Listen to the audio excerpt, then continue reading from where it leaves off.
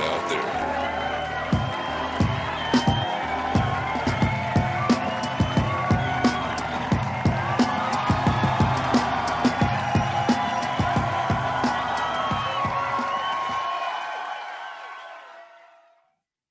All right, obviously, move this thing out the way. All right, welcome to Hostile Therapy with Big Red on Thursday for the new year 2024. What's going on? LT's on the show. You're am I on mute?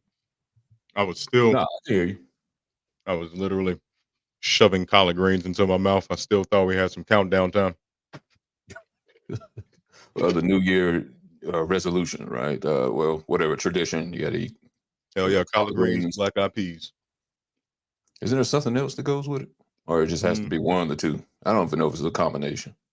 what I saw was you're not supposed to eat chicken because apparently that'll make your luck fly away, even though chickens don't fly.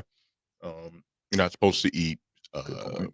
you're not supposed to eat crab or lobster because those animals move either crabs move side to side, which is stagnant, so you won't progress, and lobsters move backwards, so you'll regress. Hmm. Um, yeah. Apparently, the only things you're supposed to eat, only meats you're supposed to eat are lamb. A lot of lamb. Lamb is always good. Okay. And brisket. They tell you to Brisket. eat a lot of brisket. Hmm. Yeah, brisket part I never heard of. Oh, well, actually, I haven't heard none of this stuff. I haven't heard nothing about the lobster and the crab Hmm. movement things. I mean, that's interesting. That makes sense. A lot Um, of these holidays are just witchcraft and traditions, y'all. yeah. Well, Just I don't keeping shit eat alive. crab or lobster either way, so I guess I'm safe on that for the whole year. But yeah, Can't to say. believe to not do it at a certain time of the year, or else it's going to affect your out. It's going to affect your luck. It's going to affect your fortune. It's going to affect some type of health. Like some things, some foods you're not supposed to eat because related. It's related to your health. Some things you're not supposed to do, like on New Year's Day, you're not supposed to wash your dishes or your clothes. You'd be washing your luck away, maybe washing your life away. One Yeah. thing, something you're not supposed to do on New Year's Day, or What's someone will die. Wait. Yeah, I can't remember exactly what that thing is, so you wanna Google it. You definitely wanna Okay. hit that with a jujule. I thought you meant that with just washing the dishes, that you clean someone's life out for the new year. Wow. Possibly. I mean, could be washing their luck away, which, I mean, you're pretty lucky if you woke up this morning. Wow. So I'm probably a good thing that you probably would get drunk and have a hangover because you're probably not gonna want to do any of those things the next day. Not because you knew about this tradition, but it actually helps out in the end that you're drunk and hungover and you can't do anything. So That would wow. help. That would help. Okay. So for everybody, get drunk. Mhm. And when you get drunk, the next day to help soak up the alcohol, have some black eyed peas, lamb, and chicken to help you get over the hangover, No possibly. chicken, no chicken. Oh, no chicken. My fault. No chicken. Black eyed peas, collard greens, lamb. Lots of lamb. Uh, Let me see. Is there anything you should drink? Drink more. Because don't do shit. It's the first, or they consider it the first of the year. So Mhm. don't do shit. Set yourself up. Treat it like Wow. a Sunday and worship yourself. Wow. Well, we have a lot of people to do that anyway throughout the year. So really nothing will have changed besides the eating habits. All right. How was your New Year's, man? How did you bring it in? Damn, what the fuck did I do? Honestly, I'm old Damn, as shit now. that I bad. didn't I didn't do nothing, but I had to set an alarm to go off at like 11:45 or some shit Damn. because I knew I was gonna snooze the first one and it was gonna go off in another 8 minutes and it was gonna be like 11:50 something just so I could wake up and say Happy New Year to my girlfriend, give her a kiss, and lay right the fuck back. I made a little fort on the ground. I think I was watching some fucking Long Beach Griffy skits or some shit. I can't remember what the fuck I was doing. But I didn't do too much of anything. Went out to eat at a nice Ethiopian restaurant in Durham later on that day because it was the seventh day of Kwanzaa, which is Imani, which is faith. And there is no place in Africa more faithful than Ethiopia. I went to Gor what was it? Gorgash, Gorga. I forget what the fuck it was called. Agora? It was Gora. I want to say, damn, what was it? Gordash or Gadoria. I know it's Ethiopia.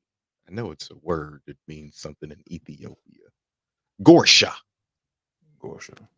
Gorsha. Had some amazing lamb tips, some vegetarian platter, some sambusa, you know what I'm saying? All served on injera. Goddamn. I ain't even got my head wrap on. I'll be on cam in a minute. Yeah, you almost sound like you're my age. You know, you're saying you had an alarm to wake you up about 11:40. So that sounds like something I would have done. Didn't do it this year. Thank goodness I was out and about. But yeah, that's you. Let's go. You're hitting the old age stuff a little early there.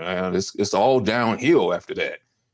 I'm fine with it. Like honestly, if you're going downhill, that's you literally have to do nothing then. That is the best kind of incline to hit. If you, especially if you're low on gas, you could just throw it in neutral and you eventually reach your destination. Hey, maybe a little bit faster. Hey, But you know what? Too, you'll live longer. you'll live a little bit longer. They really don't give us too long to live out here in these motherfucking streets. So yeah, if you slow down a little bit earlier, see, we have this thing called FOMO. We have a fear of missing out, especially at younger ages, because if you think about life, you're kind of finally able to do what the fuck you want to do once you turn 18 or move into your 20s, but you have no idea of what to do. So you're literally just doing what you quote unquote think you want to do. But because you haven't really been able to build yourself as an individual, everything that you want to do is literally just what everyone else is doing. You just want to be where everyone else is. You want to go see what everyone else is going to go see. You want to go eat at where everyone else is going to go eat at. You want to vacation where everyone is going to go vacation because you want to be where it's lit, where it's active, and all that shit.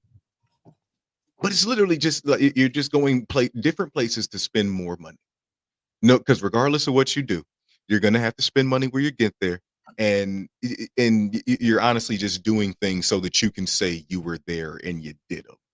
To whom though? Memories. That's where you get to in life when you realize, damn, I got like 3,000 Facebook friends, and I do.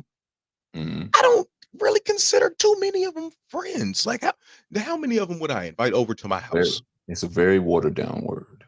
Now, Very watered down word. Like literally, when we think about friends, we think in the terms of Facebook and MySpace and followers and shit like that. People that aren't really your friends, aren't really in your life for any particular reason, but and only to bolster your self-indulgent image of yourself, because that's something we love to tell people. I have this many friends. I have this self many worship. followers, but they're not really your friends. They're not truly following you. Like they're not going to follow you to the depths of Hades. So Well, what are oh they no, following? oh, no one would. Would be on I some. mean, shit. Hey, if you sign up for the military, you follow them motherfuckers to the depths of Hades, to the depths of Iraq, to the depths Yeah, of Kuwait, to the depths of yeah. Vietnam, where we lost. Yes, badly.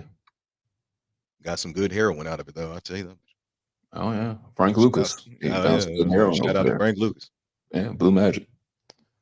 Not a Uh, man. yeah, I would have to concur with all that statement about friends on there. What's really funny though is actually meeting these people in person. Um, you know, it was nice, to meet you and you were still the same person as you were on camera. Um, but a lot of people are not that way. I've met a lot of people off camera, in person, off of whatever social media outlet, and they're very quiet, very off, very to themselves. They Like tell they you you should never never met. meet your heroes, but you should also you Never should meet you. never meet strangers that just want to. You should probably never meet some. You should never meet some people. Just But some that's the people. irony of it, though. It's strangers I've never met. I have no connection to at all. Like, and I'll go to Walmart or any other store, and I've had hour-long conversations, and I don't know why they have come to me to have a conversation. It could be about something they're happy about, maybe somebody died or a family situation. I don't know them from anything. I don't know them from social media, nothing. But you have people on social media that will have conversations, in-depth conversations at that. And then you see them in person, or you just see them from across the street and wave at them, and they might give a half-hearted wave, and that's it. Yeah, like motherfucker, you laugh at like you like all of my statuses, you retweet and reshare all of my shit. Now I see you in public. It's like, do you not recognize me without my name next to my face? Like, do I have to be and it's really like honestly, if you're not wearing the exact same thing you're wearing from social media, I won't recognize people. Like people have been so mad at me because I didn't recognize them, but we've been friends on social media for so long. But it's like, what have we done that's actually been friendly? Like, what have we? How have we built our friendship other than I pressed accept? That's it. I pressed accept, and now like you've liked some stuff, I've liked some stuff, but like, what does that? What does that even mean? Like, I like your post about your kid's first day at school. That's Why? literally it. Oh, I'll tell you another one that really gets on. That we'll get to the subject where we're going to talk about first. It really irks me when someone dies. Not that someone dies, that doesn't irk me. That just happens. But I mean, no one likes death. But when people have passed away, and they, they've just announced it on Facebook, and then everyone puts that prayer up symbol, like and I can guarantee you, 99.3% of those people did not pray at all after that. They just again, we just use terms that we hear, use terms that we've always heard, and we don't really give a fuck. Like, are y'all really prayers up for what? They've already died. What are you? What are you about to pray about? Ooh, yeah, that's another point. That's a good point. What are you praying about? It's too late. I'm gonna keep them. I'm gonna keep the family in my. What? How are you gonna pray for? Like, what are you praying about? In the case of a lost loved one, I'm gonna pray that y'all find peace. They'll finally find peace once they find death. Like if you want to be morbid but honest about it, because that's all any of us will find peace in.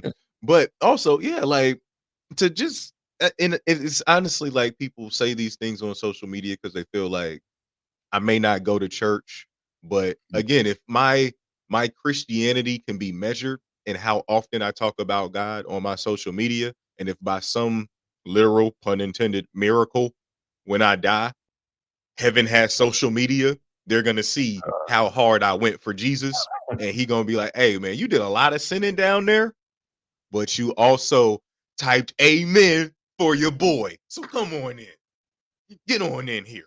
You feel like 7 people, but you did not scroll past when they said, show some love to your Lord and Savior, your boy." Shout out to you, man. Welcome to the kingdom of heaven. Yahweh is the way. All right, let's get into the conversation we're going to talk about today. One of your boys. I'm calling you boy. I don't know you, your boy. Yeah, I'm calling you shit. I'm saying all shit. Yeah, Dr. Umar. Yeah, I know. Okay, all right. Yeah. The good, my good boy. It's not Darius. It's not Kiki Palmer. it's Dr. Umar this time. He was on the Joe Budden podcast. I saw that. And yeah, he had a few things to say about Black empowerment and whatever. And he had a couple things that I'm gonna play a video on. But the first one was the main thing about today is, can you be pro-Black? All about Black empowerment, Black uplifting of the race, and date outside your race. Can you be that? Oh man, I'm gonna let the good Dr. Umar go off. I'm gonna go ahead and get my head wrap, my garb, my whole thing together while this is math. Yes, this is perfect. I won't spoil my answer, but I feel like you know where I'm going. I feel like I know, but I don't want to jump the gun on that. I'm trying to find, let's see, where is the video at? I had it labeled, now it done disappeared. Let's see, no, that's a different one. That's a different one. Where the hell is the video at? I label these things and the video disappears. Oh, there it is. All right. Pop it up here. Make sure that's it. And clean this motherfucking apartment. Joe. All right, that's it. All right. I have located the video. We shall now play it. fucking apartment. Joe might not know who the fuck cleans this Something apartment. just hit me. Shoot. Are you mixed race? No. Or you a bunny hopper? Yes. Per your, That's why you not have true. a liberal That's perspective. not true. That's not because you go home That's to a not white true. woman. Yes, but that's not true. I felt this way before I met my white girlfriend. So help me understand how you could be so passionate about the black. I'm passionate. I'm an objective thinker. I don't. If something makes sense, You have no loyalty to the black community. No, I do have. I probably employ more blacks than you Okay, so help me understand that you employ more blacks than me, but you go home to a white woman. Why you don't have a black woman? because I fell in love with a white woman, not a black. Why didn't you fall in love with a I black did. woman? I fell in love with a black woman. We broke up. Okay, and why didn't you fall in love with another black woman? I did that too. We broke up Okay, and why didn't you get another one and another one and another one until you found the right one? because I met a white woman that I fell in love with, and that's the person that And I you're went being to. disingenuous about That's not something. true. And let me tell you what you're being True. disingenuous about. True. Romance is a function of focus and opportunity. If I want to date an Asian, I'm going to put myself around Asian women so I can find one. If I want to date a Latino, I'm going to put myself around Latino women so I can date one. If you wanted to marry a black woman, you would have put yourself around black women so you can find one. So how did you end up with the Caucasian? No disrespect to her. No, not at all. What I'm telling you is the places that I go socially are not just monolithic. So what? I went to a white college, white job. I never bunny hopped. Listen to my question. Let me answer you. That wasn't my priority. My priority wasn't, I'm not closed off to dating Latino women. I'm not closed off to dating Asian women. I'm not closed off to dating white women. So again, in my search for romance, all of those things were on the table. But you for do me. understand that by not being with a black woman, I'm you answering. undermine That's the your opinion. success of the black community. That's your opinion. That's my opinion. Then tell me how the black community benefits from you having a white woman. If I lend to the financial Uplifting. uplifting of that community, one, that's one thing. Two, if I'm helping to educate the people in that particular community, that's a benefit. Does not your white woman benefit more from your economics than any black person? Yeah, probably. Exactly. So So- why can't they both be mutually beneficial? You want to know why? Because she belongs to the group that is responsible for the historical oppression of your race. So why would you voluntarily go over and marry into that? Because when you marry the woman, Whoa. you don't just marry the woman or date the woman. You're dating her community and her culture. And given the history of us and them, why would you dare align yourself with that if you care about us? Let me ask you a question. I want you to let me get my Yes, sir. Yes, answers sir. out. Go ahead. So hypothetically,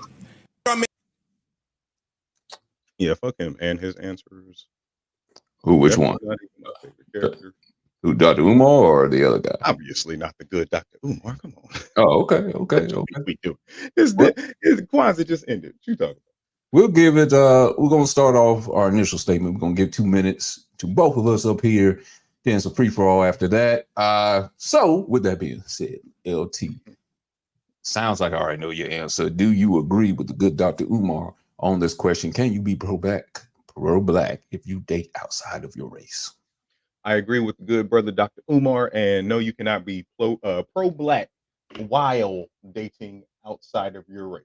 All right, let's hear your reasons. Ooh, wrong. Damn it. I say, damn, you want me to talk about this for 15? Well, shit. First No. off, the No. Roman Empire. God, no. Please, God, no. We gotta. Okay, here we go. Ready? Go! Literally for the exact reason that the good brother, Dr. Minister, Pastor Umar stated.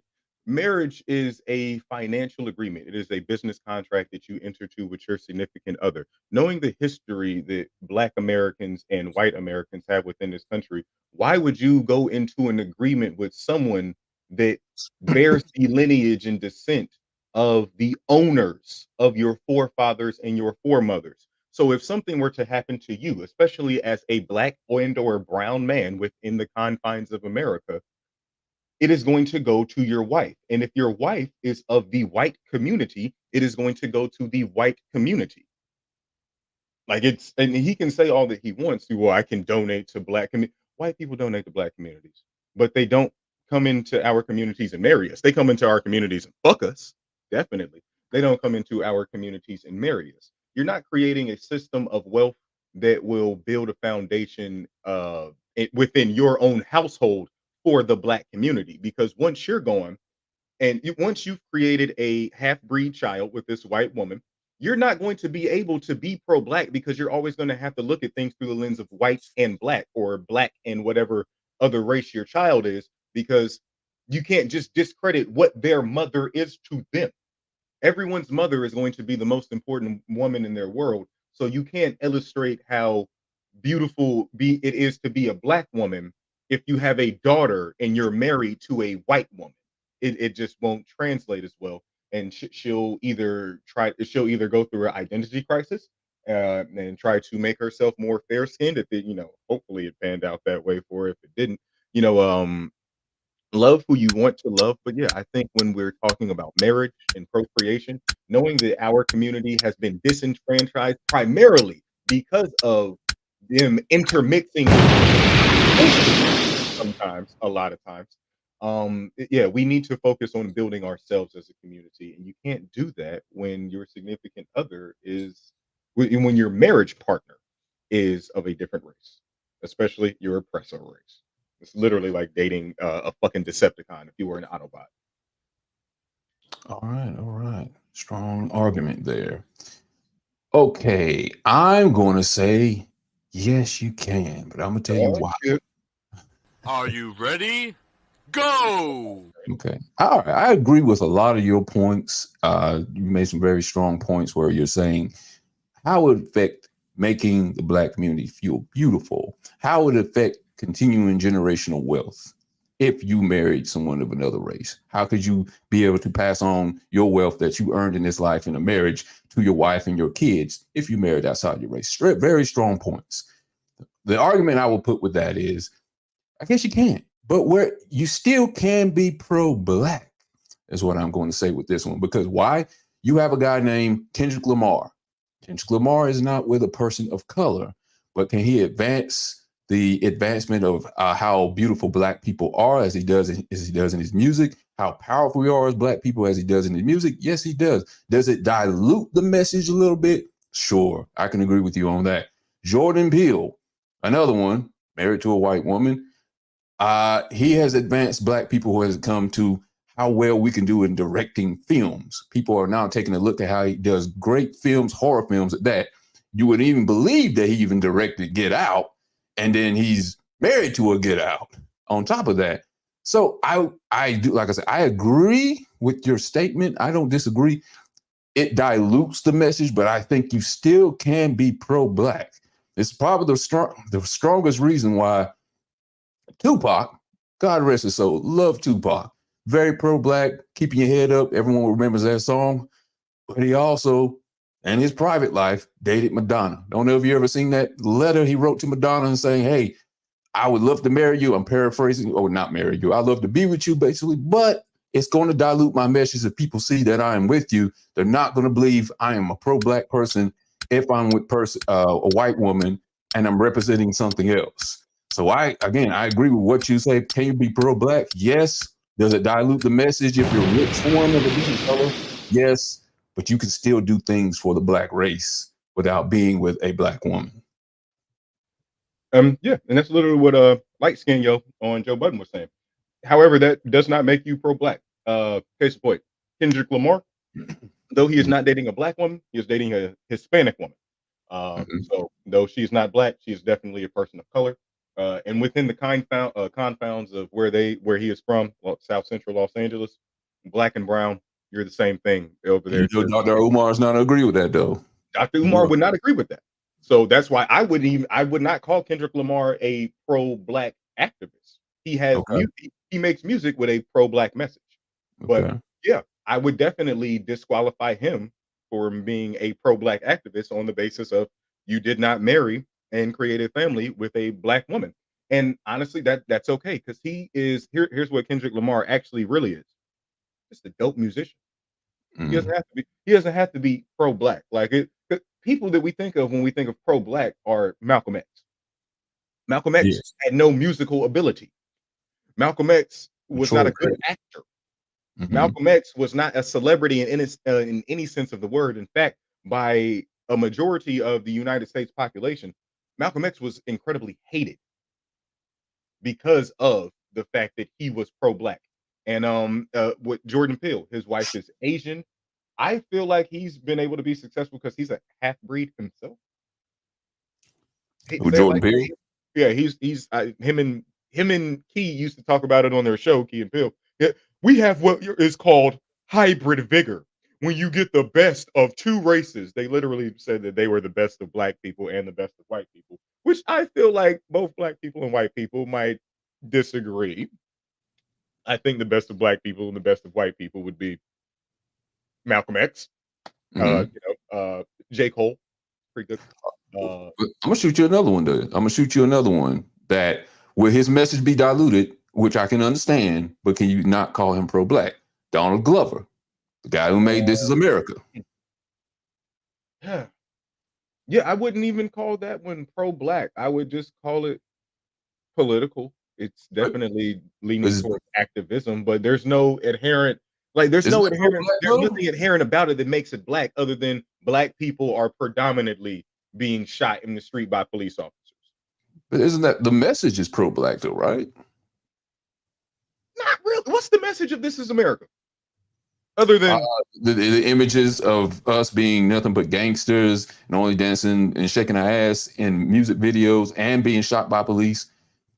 And then we saying just that dance as a about it, detriment right? to the black race. and then we just dance about it.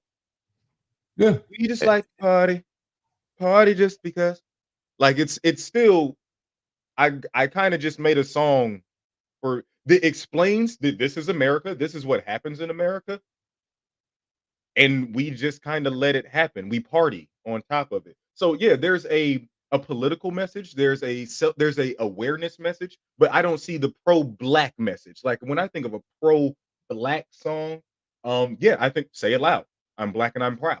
I think of I think of He dated a white woman Why one not? time. Hmm? James Brown dated a white woman one time. Dated a white woman. Did he marry any white women? I Did don't he know if he leave did. any of his financial backings, any of his legacy to white family members? Yeah, he did not. But I would say that also would dilute the message if you're saying, "Oh, That disrupts black people, our black women are just beautiful," then why would you go and date a white woman? Like again, I'm cool with marry, love who you love, marry who you marry, and I hate, I can't even disagree with what you're saying. Besides the part, I just feel like it's diluted. But I still think you can be pro-black with being a white woman. I would prefer you with a black woman. Don't get me wrong. Pro-blackness has to be love for blackness in all of its forms, and you can't 100% display that if you're not actively loving a black partner. Hold on, we got an extra person up here. We What's got happening with Andrew. you, Chief? What's up? Okay. So Andrew, you said you want to hop on real quick. You got a lot to say about it. I'm gonna give you the same courtesy. Let me give you the 2-minute clock to start off with. You Give my can man give 2 your minutes. initial. Give my man 2 minutes. All right, let me pop it up here right quick. Go ahead. He deserves 2 minutes. Before I do that, it sounds like no, I'm not even going to assume. Do you think you can be pro-black if you date outside your race? First, let me get that answer, then I'll give you the clock. Yes. Okay, now I'll give you the clock. Go. Mute. Okay, so I believe you could be pro-black and dilute the message, but the only issue I have is we're the only group that bases our values around the women we date. Because if you look at it, in other groups, they still pro their own group and date outside their race. If I make money, even though I make money, it goes to my wife, my kids are gonna get the money. The kids are half black. It's what you as a man stand firm and believe in your own values. If you a leader in your own family, no matter what she says, if she's white, Asian, whatever, if you are a man first and planted in the foundation of masculinity, you're going to lead your family in the way you want to lead them. I mean, that's mainly it. And I mean, for Umar, if we're going to talk about pro-black, you can't even be fat and pro-black, because if you're going to be revolutionary, you got to be fit out there to fight war if you're going to be out here, if you have to. So his fat ass can't really do nothing. He can be running around heavy breathing. Damn. You know what I'm saying? Like, that's the thing. Like, you have to be planted in your own values and what you believe in. No woman is going to dictate that if you are planted in your own values and what you believe in. If you a man, that's what you got to, especially with us men. And plus, let's be honest, like, some of us going to have to date outside their race because, like, let's be honest, some of us as black people are the most intolerant when it comes to dealing with people that have certain subcultures or have certain hobbies that are not typically black. I know firsthand, like, I don't date black women. I date outside my race regularly. And I know it's because when I was younger, certain hobbies I had, it don't fit with compatibility. So some of us are going to have to, but that doesn't change our values and what we believe in as people. Because, like, shit, I bring all the smoke for anybody, for my people. Like, that's at the end of the day. Okay, you good on that? I'll let the time roll out. Okay. To that though, it sounds like from what you're saying that you're just done when it comes to dating black women. Is that what you're saying, or you just have had a hard time finding someone that match up with your traits for who you want as a compatible mate? I ain't gonna, okay. When I was young, I had a hard time. Like I said, I had, like I said, a lot of the shit people do now, I did it back when it wasn't cool. Mm-hmm. And so when it came up, they didn't want to deal with me. So I went where I was wanted and not tolerated.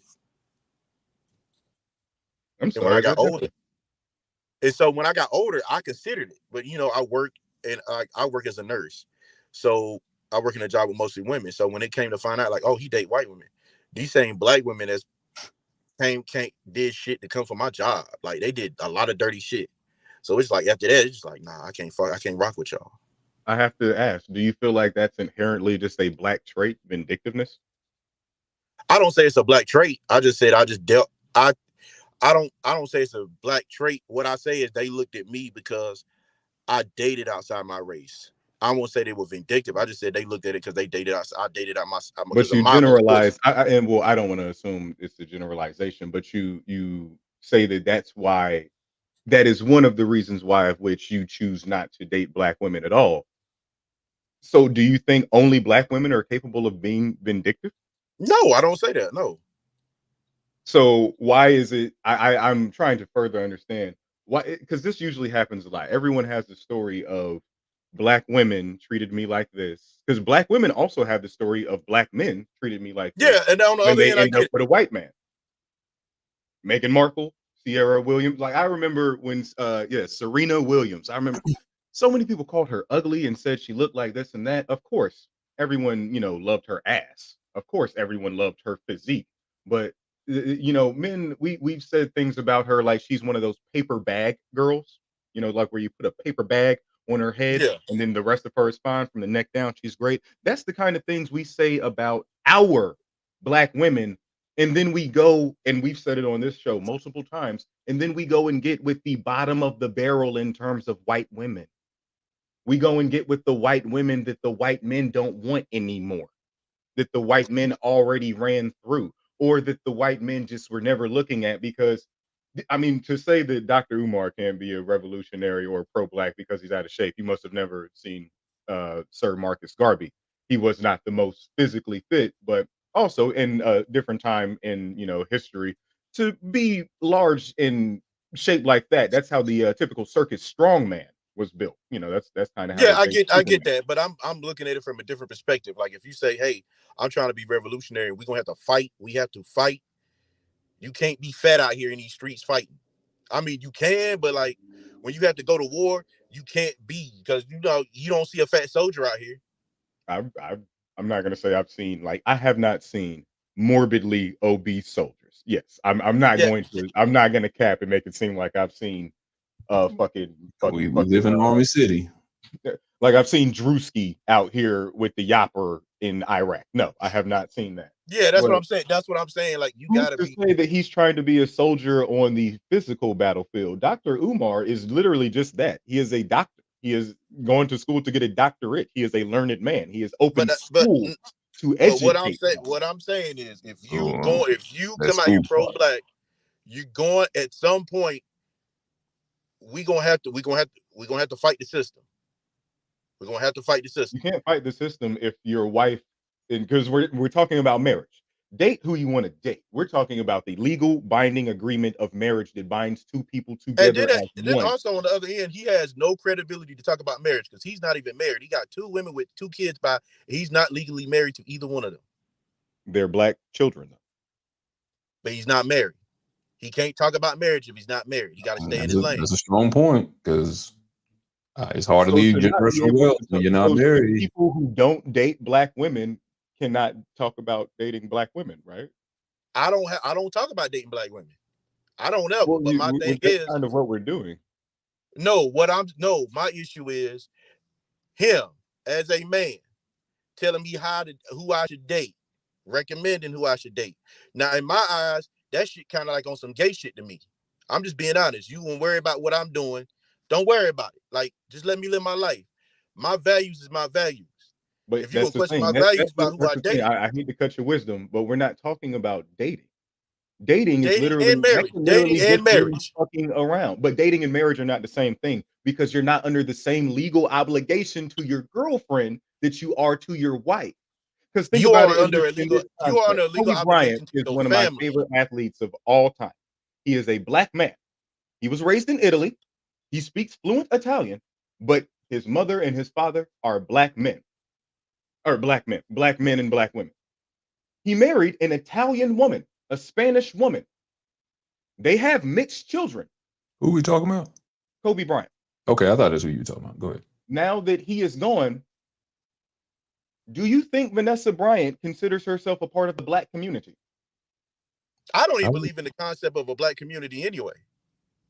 I don't know about Okay, that. that's interesting. Explain, please. Okay, we're gonna have to explain this. We talk about the black community and we can't even get along in our own family. I agree. You get what I'm saying? Like, so you can't, if you the commute we talk about the community as the way to divert accountability for our own selves and our own shit with our own families and our own people we deal with. If really the community we better if you just settle the issues with your family and really build up a strong family. Like, if you think about it like this, you go to the That's where it has to suburbs, start. Yeah, I you agree go with to the that. suburbs, you go to some low crime areas. These people don't like, yeah, we're in the community of Calabasas or wherever. No, they have a family, they instill certain values, and if you come together, you just come together. But at the end of the day, if everybody stuck and dealt with their family and built strong values, the community would essentially be better because you I ain't agree with worrying that. about the odds or Glocks with switches or any of that. I We would could agree do with that that. if You our you families have to weren't start broken. from the inside out. I do agree with that. You got to clean your own house before you You try gotta to clean clean up your the own world. house. The thing is, we can't do. You're absolutely right. It's a family thing. Our families are broken. We don't say this, or we say this a lot, but we kind of just say it like it's so expected that we have the highest percentage of our families not having the mother and father that created the child in the same household. And it's not always because of this, but getting on and leaving their ass for a white girl is a part of the reason a lot of our families are broken. Case in point, I'll bring up another black man who did a lot of tapping for his white woman, Kanye Uh-oh. West.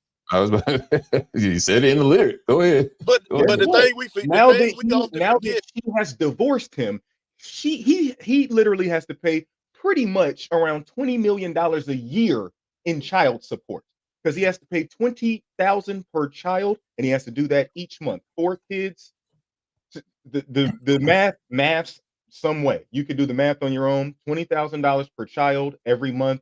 4 children with that woman, and the only reason she is entitled to that is because they were legally married on paper, not just girlfriend and boyfriend, not just dating, not just fucking around, but because they shared last names, they shared incomes, they have a spousal agreement.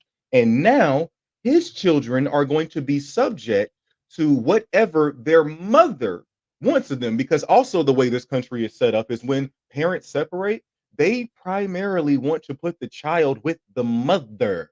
And because black men are usually out here dipping our wick in a lot of things that move, primarily these ugly white bitches, these kids, our black kids, are growing up in households with only their white mother because even though you didn't wife any of the black women that you also impregnated, you also didn't marry this white woman because black men are just so adverse to marriage as well. You didn't marry any of these women, so now they have final say so over what happens with the child. They have custody, and the courts will literally give them 11/10ths of the law. And I meant to say it like that. They will have more rights over the child in the eyes of the law than you as the seed donor.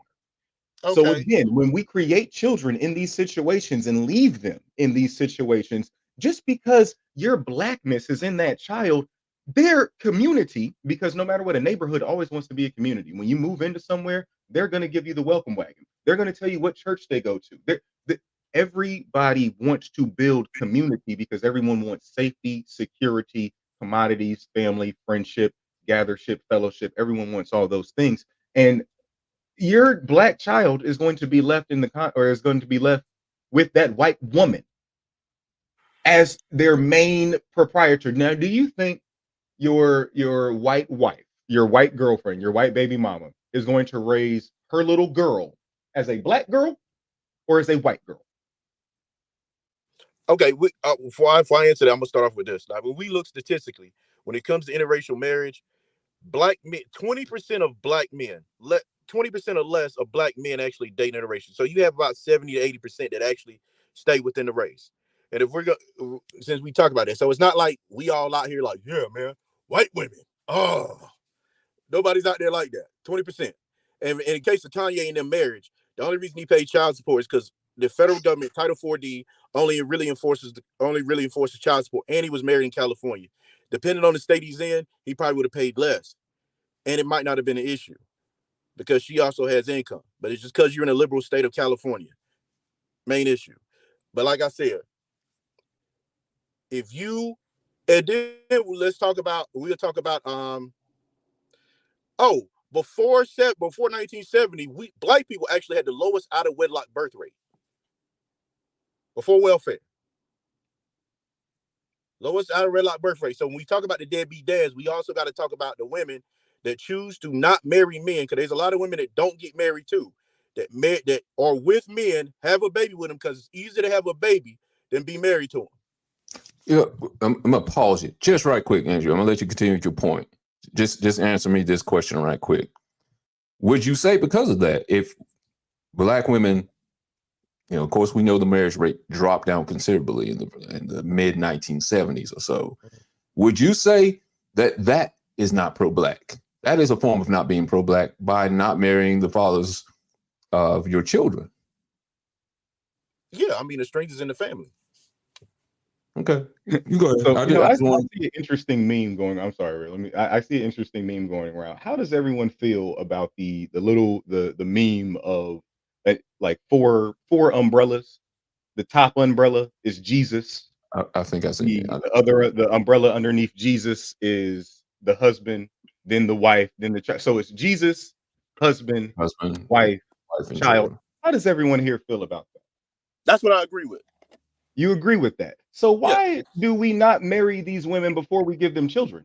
If that's the case. You're right. You're exactly right.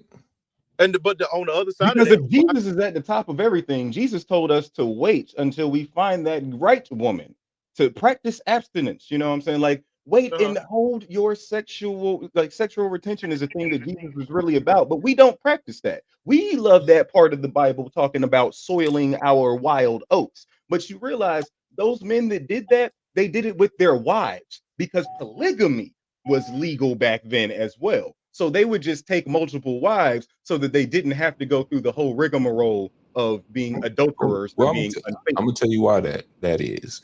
It's because people, I think we talked about this last week, it's instant gratification.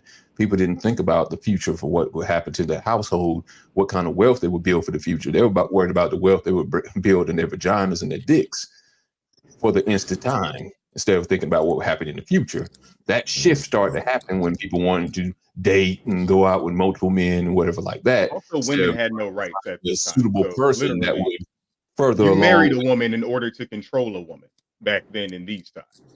What time? Well, no, hold on. What time? What time? We gotta know exactly the time, because historically, certain cultures, women had rights, so we can't say women totally didn't have rights. You're right. We cannot say that women totally did not have rights. But as we know, marriage in this for the last, I'd say maybe 150, 175 years, marriage has just been an institution of which to create consumerism propaganda. The whole advent of a wedding has been something that, the wedding has been more for the consumer than the actual marriage of it has. But for us, as the African American, I'm sorry, go ahead. Yeah, and the other part, when we talk about marriage back then, we based it on Judeo-Christian beliefs when we said when you're married. Okay, yes, thank you for bringing me back to that. So in the Judeo-Christian belief, which this is why I don't adhere to anything whatsoever, at a certain time in Judeo-Christian belief, polygamy was allowed. And not only polygamy, but as soon as that little girl started menstruating, she was considered a woman. So they were taking wives of very, very young ages when they were very, very old. Like in just in perspective wise, Noah, the biblical patriarch who survived the flood, lived to be 900 years old. Says that right in the Bible. lived to be 900 years old, had multiple wives, but still practiced so much possession and greed that he cursed his son Ham for sleeping with one of his wives, seeing his father's nakedness. Yeah, we're getting Yeah, ready to but talk now. Well, what do we? the other how's side of this that, like you got to that's think, the like topic. you have to think about when we talk about the ages. Like Noah lived that long. They are exceptions. When you think back then, you didn't have antibiotics, so you could literally die from a scratch.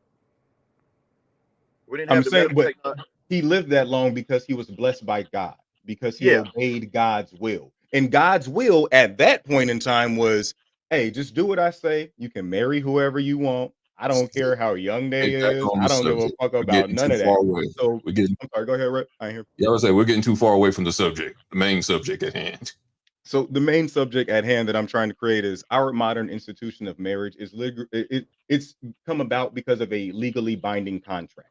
As weddings became more extravagant, when princes and princess would get married, it was so that we could merge kingdoms, so we could merge assets. Okay. Fast forward to us here as African Americans, it literally makes no sense to, I'm not going to say not romantically partner, but to, in a business sense and in a sense of building your family, partner with someone whose heritage is that of enslaving your race. Would you say Oprah? You know, Oprah is not marrying Stedman. It doesn't look like that's ever going to happen. Do you think she's pro-black for not marrying Stedman? I don't think Oprah's pro-black at all. Well, that's If an you hear argument. about the kind of shit Oprah has, Oprah be at Epstein Island too, apparently. Oprah Yeah. has a terrible school over in Africa to be mistreating African children. So she Oprah was is buddies with kind of Weinstein evil. too.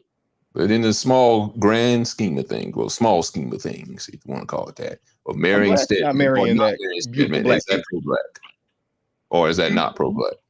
Is what not pro-black? I'm sorry.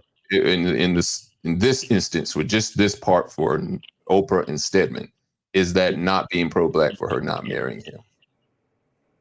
That's the thing. I don't think Oprah is trying to. No, it's not pro-black, because I don't think Oprah became a billionaire by being pro-black. Okay. I don't Can- think, like, what's the last? When's the last time Oprah was like? When's the last time we was really like, oh man, damn, Oprah really held it down for us? Probably people saying Color Purple. Now, No, even- no, no. there's- I ain't there's even gonna some say people Color against Purple. it, too. Color Purple That's was terrible. one of the That's worst trauma. I hate the Color movies Purple. ever. I understand what color. you're saying, but for the women are saying Color Purple is a pro-black movie.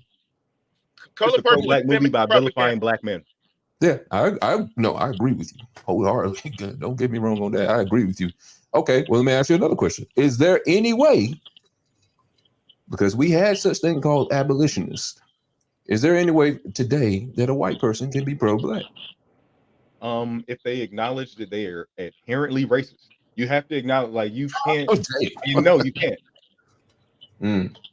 No, you can't, because not to say that they're inherently racist in a negative way, like they inherently express hatred outward, but because there is this barrier that, due to no fault of this individual white person in particular, the idea of race was generated and created to keep certain people in subservient roles.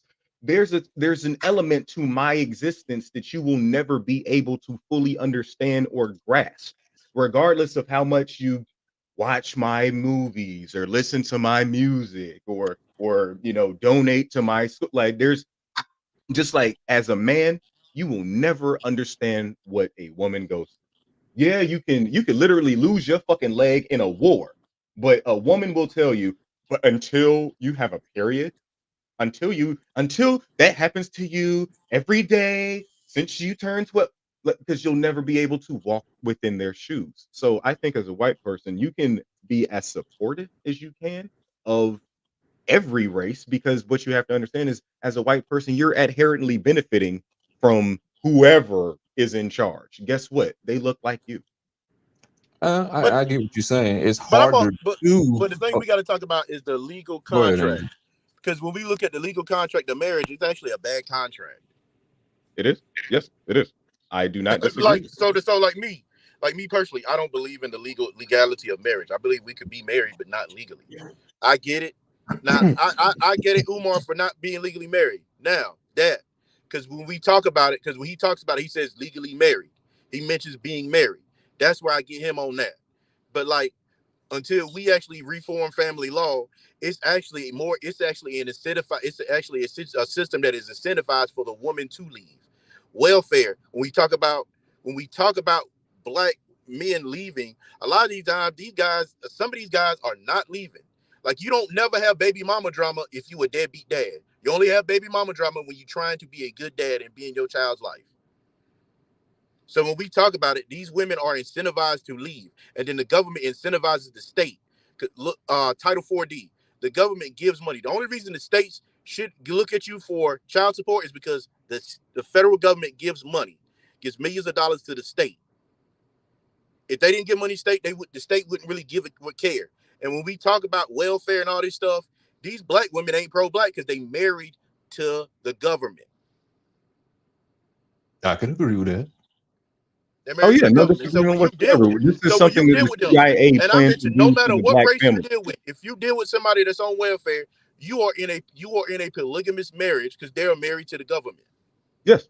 That's This is something that the CIA planned to do to the black family. But what they recognize is you're skipping over this a little bit. You're going to the black woman's fault in this. And yes, that is where the black woman bears fault in the destruction of the black family. The black man bears fault is in we're the first one that they come for. And you know which two ways, either by directly killing us or by putting us back into indentured servitude that we call the industrial prison system. And there are so many ways that you can get there now. You could literally, there's the school to prison pipeline for a young black man that is literally tailored for us. And we are subject to being victims of the things that they literally push onto us from our only black male representation, because a lot of us don't have that black male figure in the home. And even when we do, the main ones that we're seeing plastered across our media are not the scientists. They're not the doctors. They're not the Neil deGrasse Tysons of the world. They're the little babies. They're the babies. I'm wearing Tupac Shakur socks right now.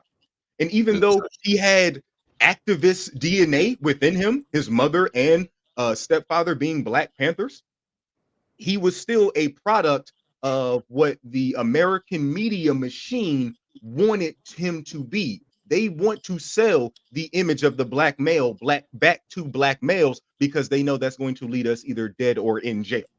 That's because we don't. That's because we about how much. Like, think about it, in the 70s, that's when the pimp became cool.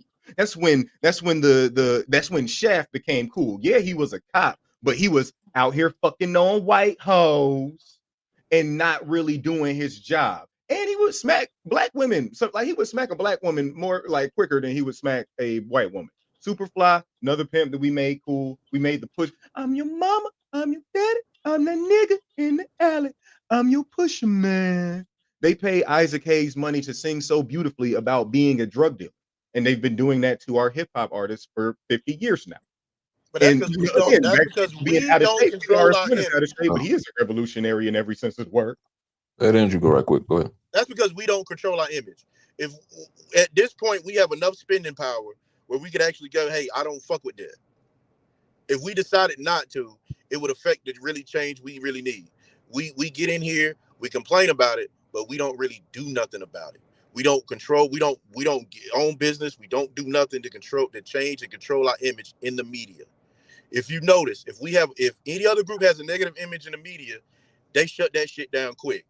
We refuse to. We sit there and laugh about it and be like, oh, okay, that's kind of cool. Let me go get a Glock with a switch.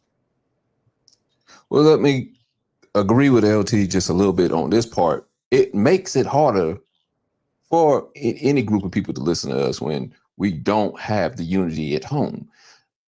When you don't have a husband and wife at home to show that you are a unified front, it makes it harder for somebody to look at us and say, oh, well, I'm gonna listen to these guys because they're actually getting it together at home. So he probably can form a group anywhere else, form a union when the actors, whatever it is, the Writers Guild or whatever it's called, whatever like that. Any other kind of job where they need people on the front line, it starts at home. If they don't see you can do it at home, raise your kids, have a wife, vice versa, the wife has a husband that protects her as well. they're not going to listen to you a lot in a lot of these other situations. This is why it works so much in politics when you hardly ever see someone run for president, or you never see somebody run for president or any other type of government position without being with a wife, because people believe into that. They believe if you have a good home, then you can run a seat position in the government. There is a reason why that is. It's an image thing. It's not, it can't happen, but it looks better on your part when you can take care of home first. That I agree with. That I agree with. Even though our black male representation, they've done well for, like, we have more black millionaires than I think white people really intended for there to be. The fact that they have actual families, wives, children, but continue to sell us the damn, he dipped out. Shit. Yeah. I think he cut out, or his phone died. Probably his phone died. He might be back, but go ahead with your point. But yeah, the fact that they continue to sell us the image. I was watching you know what I loved to watch? GGN, the Snoop Dogg newscasting show. You know, Snoop Dogg, he's so cool. He always lets you know of his name when he's talking to you. What's up? It's your boy Snoop Dogg, aka Snoopy D-O double Jizzle, aka the Dog Father, aka the Dog One, aka Dog spelled backwards, as you know what it is, aka Nemo Hose. And I always thought it was weird. It's like, so you still out here pushing, you still have Bishop Don Juan show up, an actual pimper of women. They always have a segment on the GGN newscast called Stormy Weathers, where a half-naked girl, because I'm calling her a girl because she's definitely half of Snoop Dogg's age, a half-naked 22, 23-year-old model stands in front of a fucking weather backdrop and says, "Looks like it's gonna be wet." And then they just show her in slow-mo doing some grinding and shit. It's like, nigga, you have a wife, you have daughters and shit. It's like, you wouldn't hire you. Why? And you love, and I get it. You want to put across, well, I love women. I love working around women. I love having sexy women around. Why ain't your wife here? Why ain't you got your wife with you? Why ain't your daughters? Because here's what's wild. Here's what's wild about white people. They in rock and roll world, they'll put they sexy wife or they sexy daughter in their music video. Tawny Katan in that one video, the white say, "Here I go again on my own." You know, on the top of the car, she was doing the shit. She was dating. I want to say she was dating the lead singer at the time. That was his old lady, as they like to say. In Aerosmith, in that I don't want to miss a thing. That shit right there. That song, that's a banger. Steven Tyler, the front man, he hired his daughter to play a stripper in that video. I want to say she was only about 16 or 17. Not even legal age to be a stripper for real. I thought it was the song "Crazy" that you had one. It might have been crazy. I might just like the song "I Don't Want to Miss a Thing." That's a banger. Aerosmith got some hits. Yeah, I do. Armageddon soundtrack hit. Boys right there. Walk this way. Hey, that shit. Shout out R.I.P. Jam Master Jay. Oh, I'm gonna make this point then right quick, because you mentioned it's harder for a person to know to be, unless you're in that person's shoes, you can't fully understand the problems that person can go through. Black women, black men, stuff like that. But I do think you can help lace those shoes up a little bit, because the feminist movement, regardless of what feminists want to say about guys, it doesn't move forward without men. It doesn't move forward without different laws being passed for women, because of course they wasn't in the seats to be able to make progress and make change. And as much as black, it's funny. Yeah, as much as black men or black people in general, want to say all white people may be evil, whatever like that, and that we got to do it on our own, which I agree to. We bear a certain responsibility. We're in America, where it's majority white people. You got to have some help somewhere with white people, which is why I say there has to be some level of being pro-black without being in the black experience. And the same thing as I was saying earlier with Kendrick Lamar and Jordan Peele and countless other interracial couples. I can understand it's not absolute. I can understand how it can hurt the Black experience moving forward, not being as a Black husband and wife and not being in the same home. I can totally get that. I still think you can be pro-Black without being in the total Black experience.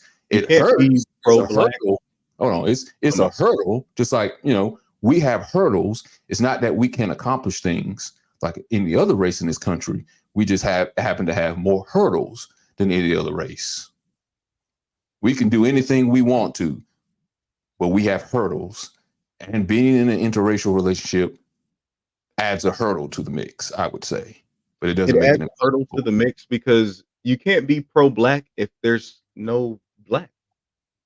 It's so funny that it rhymes because when you mix your genetics with someone that is not Black, you dilute your Blackness. You dilute the Blackness of your future. You dilute the melanin that is going to be dilute it, contained yes. within the future of you. So there will, and this is, it's so Well, funny that other ethnicities get this. Italians always want their, like, Italian mothers always want their sons to find a Mhm. nice Italian girl. Jewish mothers always want their sons to find a nice Hebrew girl. Drake is always rapping about the women that Sandra wants him to remember Rosemary, remember Leanne Silly. Mhm. My mama always telling me about women I should like. Other ethnicities, people that have heritage, people that have pride within their heritage, especially Hispanics. I guarantee you, even though and you know, Black and brown people go together like chocolate and peanut butter sometimes, I guarantee you that Kendrick Lamar's baby mom's wife or whatever, I guarantee you that his significant other, I guarantee you her parents probably wanted her to find a nice Hispanic boy so that they could continue the Hispanic race. Because when we start giving our seed, us as Black men, and here's how it fucks us. We as Black men, we are the men. We have the Y chromosome, so that's going to dominate the genes of the child. So sometimes we, you know, we go by the one drop rule. If your daddy is this, this is what you are. We have the misfortune of being the motherfuckers that they're trying to get rid of, either through death or jail, or we just be out that motherfucker and don't stick around to raise our children. So, like I was trying to tell the good brother that was just on the show, that Yeah. we're not present enough.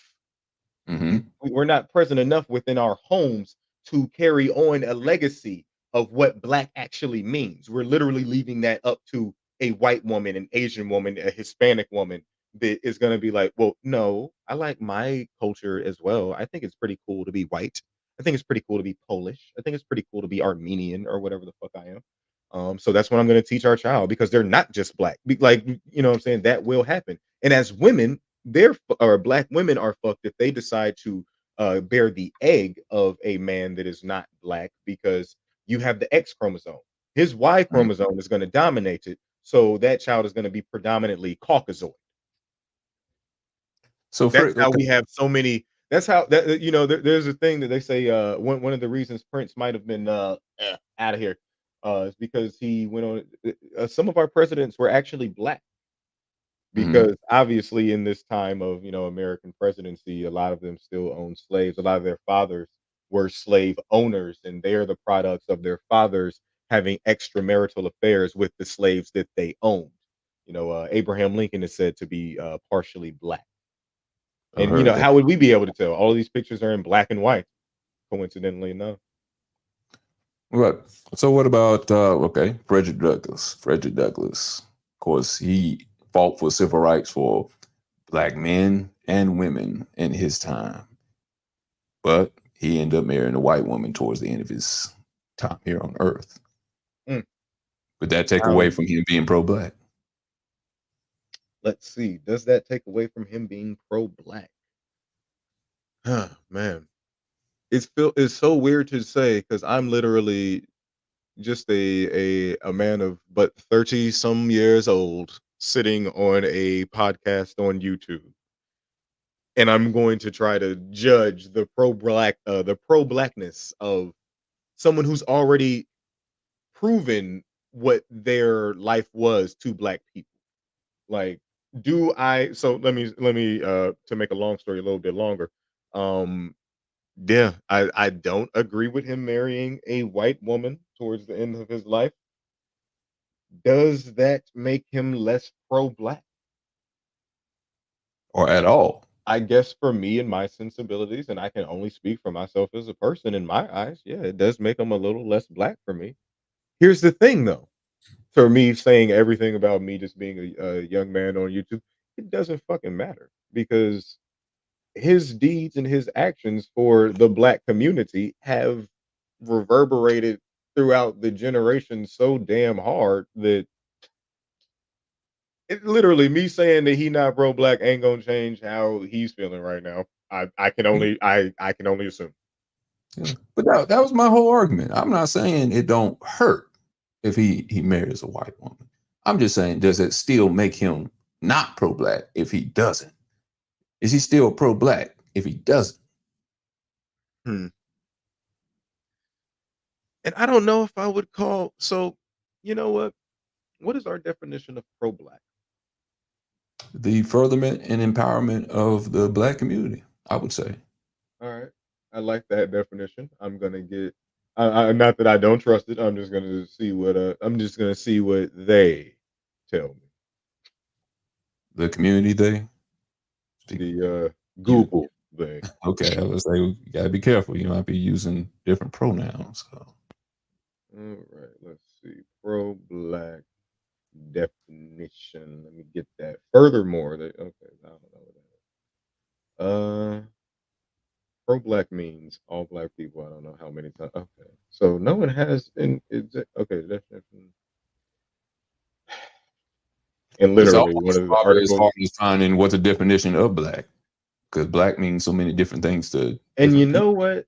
Thank you for saying that because that is an amazing point. What does it mean to be pro black if black is not what we truly are or should seek to be? Mhm. Like, and that is, I think that's we just stumbled upon. I think what is a part of the great lie of this the fallacy of this whole argument and this whole can you be pro black this or because we shouldn't be calling ourselves black. That's not what we are. We're not looking at myself, looking What's at you. Neither of us are the color or pigmentation of black. Ooh, okay. Now we're getting a little deeper here now. All right. We are not that. So we're already it's an oxymoron when you think about it because you're putting pro against Right. something that is inherently by definition the negative. Like by definition, black is Right. negative. But Done on purpose, I'm because of sure. this thing because of this thing humans created called race and classification, we've been settled with being Mhm, called black. Blick. mhm. Almost sounding like blick, almost sounding like bleh, like I don't want to say this word. When we What have been referred to as many other things, when we were in Europe, uh, they called us Moors because we inhabited the lands of Mauritania, which is in northern and western Africa. They called us. If you look in at Herodotus, Socrates, Plato, all of the ancient Greek old pedophile white men that came down to Egypt to study, they didn't refer to us as black.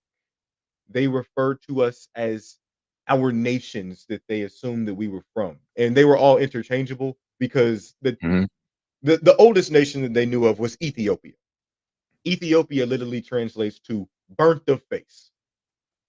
These people look as though they have been burnt of face. Look as though they have been burnt of hair because our skin is, in comparison to theirs, much brighter because we bask in the sun. Africa is within the southern hemisphere. So we are the sun people. We are the people of the sun. So we look as though we are always out within it. And you'll see the Nilotic people, the Lu people of Kenya, we get very dark. You can see dark skinned Ethiopians, you can see light skinned Ethiopians, but that's what the term Ethiopia literally translates to burnt face. And they will use this interchangeably with Nubian, they will use this interchangeably with Egyptian. All of these things being Greek What would you words that got supplanted into our American literature. We don't ask what would questions you about that. what would you be cool with being called here? If not black? America, what would you be cool with us being called? If not black? I am I mean, honestly, I know who the fuck I am. I'm a descendant What of should the be on man. the employment, not unemployment, the employment the paperwork? What should be up there? And that's a very because yeah, only us, white people and black people, refer to ourselves as colors. Asian people, Chinese people, Japanese people don't refer to themselves as yellow. There's no box that says check yellow. They say, "Are you of Asian descent?" Because they acknowledge themselves by their nations: Chinese, Japan, Korea, India, which is also in Asia. We don't be thinking about that. Um, so as a African American person, yeah, inherently, and I can only say this because I do bear this pigment that carries a great amount of melanin. I am what appears to be of Afro descent. So as much as, and if I had to refer to myself as a nation, it would be America. That's where I was born at. That is the nation of which I have, I wouldn't say sovereignty, but yeah, I am a citizen of this nation. So I would say Afro American. Um, but here's the thing: Africa is not a nation. Africa is a It's a continent. whole continent. There Yeah, are many nations within that continent, and within those many nations, there are because many nobody out there tribes, calls there's themselves many Africans. ethnicities, there's many, like, if you go to East Africa, that's very different from West Africa. Just Yeah, like you calling an Asian American doesn't really mean anything because they could either be an Indian, like Red Dot Hindu, yeah, or they could be Japanese, like over in Tokyo. yeah. Because Asia, guess what they could also be? Muslim, because Mhm. that section of the world called the Middle East, that that's in Southwest Asia. The Middle East is not a continent, it's not a nation. It's just those ancient parts of the world that are more brown than Greece and Mhm. Rome and Spain and Portugal and France. And when we're talking about the Middle East, we're talking about Iran, Iraq, Afghanistan, fucking places that contain Babylon, Sumer, a lot of ancient places that you can find in the Bible, coincidentally enough. But they separated from the nation, they separated from that continent of people by calling it the Middle East. They separate North Africa from our people, from Africans, by calling it MENA, Middle East, North Africa. Like if you take a DNA test and you and I, we're African American born, we're African Americans, what we put on our thing, they'll declare you like 70 to 80% sub-Saharan African. What that means is everything below the part of Africa that people from Europe and people from Asia have come in and pushed the native Africans out of. Because Northern Africa is where you can find the largest population of Arabs and Muslims. For instance, French Montana is from Morocco. Would you consider French Montana the world's biggest African artist? No, But he is African. you're But right. if you ask him, he will say, "No, I'm Moroccan." Yeah. Well, would you consider Scarlett Johansson African? She was born in South Africa. Yeah, I guess she technically. So was Elon Musk. So was yeah. Steve I Nash. used I used to troll people when Elon Musk bought Twitter, and they would be like, "I don't want Elon Musk to blow Twitter." So I would be up there and say, "So what? You hate African American business?" And I did that to troll them, just to see their reaction. But see, that's the thing. Elon Musk wouldn't consider himself African American ever at all. And at the end of the day, yeah, we know that, but it's just some funny shit to do. But What's so he what's so has more girl power from by considering himself South African because that is a nation. Yeah, what's so girl from Black Panther? That was the love interest of T'Challa. Lupita Nyong'o. Yeah, she's Mexican Kenyan, Yeah. or She is it is. Kenyan Mexican? One of the two. I might have it mixed up. I mean, Kenyan yeah, Mexican, I think she's that's what Kenyan it and is. some type of Hispanic, and a lot of us are because a lot of us got dropped off in Afro Caribbean countries She's like Mexican Belize. Kenyan. All right, so she's Mexican Kenyan. So you got to call her Mexican. You do, It's all play on words. but you also have to. She also, I want to say, her tribe is Maasai. Very very popular Kenyan tribe. Very Nilotic. Let me see. It was one of the tribes that was documented about in the Woman King. We talked about that. The She Woman is of King, Lu descent. the Woman King tribe attacked Napita's tribe. Oh yeah, we that is within the nature of man. Damn, Andrew left again. Yeah. But yeah, that's within the nature of mankind. We've always been attacking each other. But yeah, she is of Lu descent, which is a Nilotic. Oh, welcome back, brother. Which is a Nilotic group found in what we would consider sub-Saharan Africa. It's East Africa, so it is still very ancient, but it's still below what white people, what Arab people, what some Asian people have claimed as their own. You go to Egypt, you go to Tunisia, you go to Algeria, you go to Libya, you go to Morocco, you go to Mauritania. It's primarily Arab Muslim. Okay. All right. Let me get Andrew in here right quick. Andrew, before we move on to the next thing, I think your radio might be on in the background here. Echo. You said what? I could hear the radio. It sounds like your radio was on in the background. I heard an Oh, echo I in the turned it background. off. Yeah, I don't turned hear it it now. I would say any parting words that you want to say on this subject before we move to the next thing. About what, the interracial marriage? Yeah. Being Yeah. pro-black. I think Well, let me just name one thing. I'm sorry, I don't mean that. Go ahead and say let me say I named Frederick Douglass. That was one of the last people I talked about. As far as is he pro-black, because he did a lot for the black community. He wanted to help for black men and women, and he ended up marrying a white woman before he passed. I say he's pro-black. Yeah, okay. Go ahead. Go ahead. What you guys say? Go ahead. Yeah, I say Frederick Douglass pro-black. And you know the funny thing about it, and when we talk about the black community, the men and women, feminism ruined the black community. And one of the funniest things ever is like when it comes into in interracial stuff, the same when it came to women's suffrage. It's kind of unrelated, but like when it comes to women's suffrage, the same women that were abolitionists were the same women that said, "Hey, give white women the right to vote, and we'll uphold white supremacy."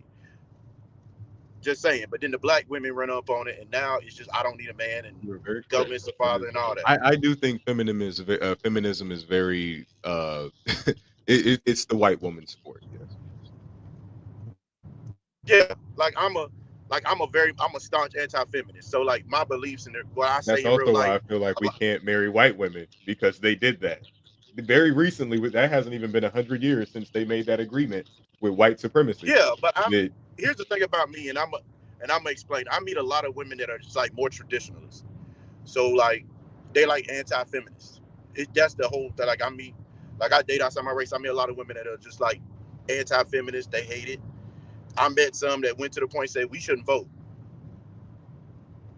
They come from subservient cultures, don't they? Like they come from cultures where, because I will say that's why I prefer black women. I don't like weak-willed women. I don't like a woman that I can just tell what to do, because I like strength. I like a woman that challenges me, because how am I going to become a better man if she doesn't push me? And that's not to say that you can't get that from a woman of a different race. I don't want to put that across, but typically, and not saying that you're saying this whatsoever, it's always, and I get it. There are very combative black women. There are very aggressive black women. Yeah. A part of being, I don't want to use pro-black, but just a part of understanding the elements of my community is understanding where that aggression and where that hostility comes from. Because keep in mind, whereas a lot of these things are, yes, black women's fault, I guarantee you, if you ask black women, they can give you a billion reasons why it is black men's fault. So we're both just pointing the fingers at each other, which means it's both of our faults. Yeah. And I just think, honestly, but to Asian women out of this, Hispanic women out of this, hell, even Native American women out of this, if they exist, and I guarantee you, Native Americans only want to date Native Americans. They only want to marry each other. They've already almost had their bloodline wiped out, because that's what it's truly about. Survival of our bloodline, our heritage, our lineage. When we pair with white women, we don't stick around long enough. And even if we do, we're diluting our melanin by mixing it with honestly, let's be honest, a weaker genetic. If we see ourselves, and I don't want to say superior, but I will say superior, because that's literally what they enslaved us for, to keep us away from figuring out, to know that white women so recently within their history made movements for themselves by selling out not only black women, but by translation, black men to support white supremacy. You're also supporting the enslavement or the imprisonment of black men, the unfair imprisonment of black men. Again, the woman that got a little boy named the woman that got a little boy named Emmett Till murdered was a white woman. Like that is it hasn't even been 100 years since that occurrence. Like that is a traumatic wound of which white women will never, and I have dated a white woman in my life. I don't think it was it wasn't a particularly different experience. I mean, it was a very different experience because I didn't feel as though I could relate to her on a spiritual level. And when I say spiritual, yeah, I mean higher power. Yeah, like it doesn't always have to be religious, this and that. On a spiritual level of, I feel as though everywhere I go, I am constantly being seen as a threat. Mhm. I would have moments, or there would be moments where, yeah, she, in her ignorance or privilege or both, would just not acknowledge that. And that's an issue I don't want to ever go through in a relationship because as a black man, I'm going to go out in the world and everyone is going to hate me. I'm going to be a threat to the white men that I walk by. I'm going to be a threat to the white women that I walk by if I'm not attractive enough. And for some reason, they like the ones of us that aren't typically attractive by our, and I like not even no disrespectful shit, but the fact that you said that black women weren't attracted to you, that's usually who white women go for. The black men that black women didn't want. And I Oh feel like no, part of no, them knows I'm that. going to The say that's part of cap. them That's knows cap. I'm sorry. I hope I wasn't. I hope I didn't offend you by saying that. No, you didn't offend me, but that's cap though. That's cap though, because like when you get out here and really learn and you understand the game, like women go for what other women want. Like so, I wasn't accepted due to my hobbies. It wasn't based on my looks. It was based due to the hobbies and interests I had. Because I had some to tell me I looked good, but they thought I was weird. So when I got out here, I met other people that didn't consider me weird. That's the whole thing. Like because we have to accept that. We have to be honest. Like black people are some of the most intolerant people to our own. When it I comes, think a even lot of people we are have intolerant. hobbies, interests that aren't typically black. And then the other issue when it comes, especially now when it comes to black, and I'm gonna say this, and I get a lot of hate for saying this. The ghetto people have outbred the normal hardworking people in 2024. We look like idiocracy where you have the dumb people kind of outbred, and that's what happened to black community now. We've That's outbred them. They've outbred us, the normal hardworking people that want to stay out of the way and live a peaceful life and just be and try to get respect. I say Out, this. I don't mean to cut your wisdom. I say this to every black woman that feels like there is no good black men. Have you encountered every black woman?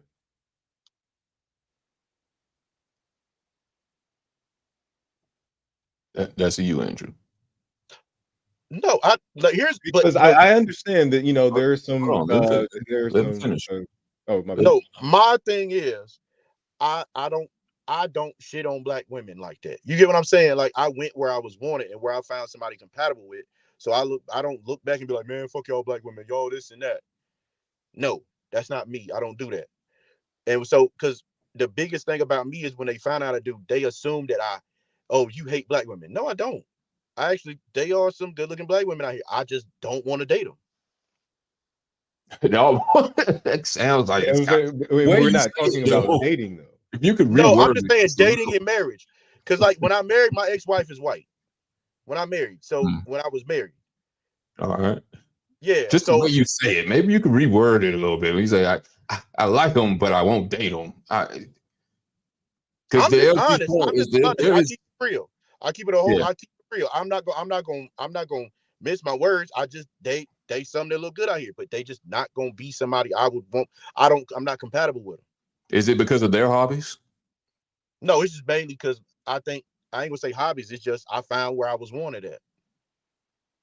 But you said that when you would mention the things that you're into, they would think that you were weird because of that. And you don't have to get too personal into it. I'm definitely not asking you to do that. Yeah. But it's yeah, like I just like I know there are black women with some what some would consider weird hobbies. There are black women that Yeah.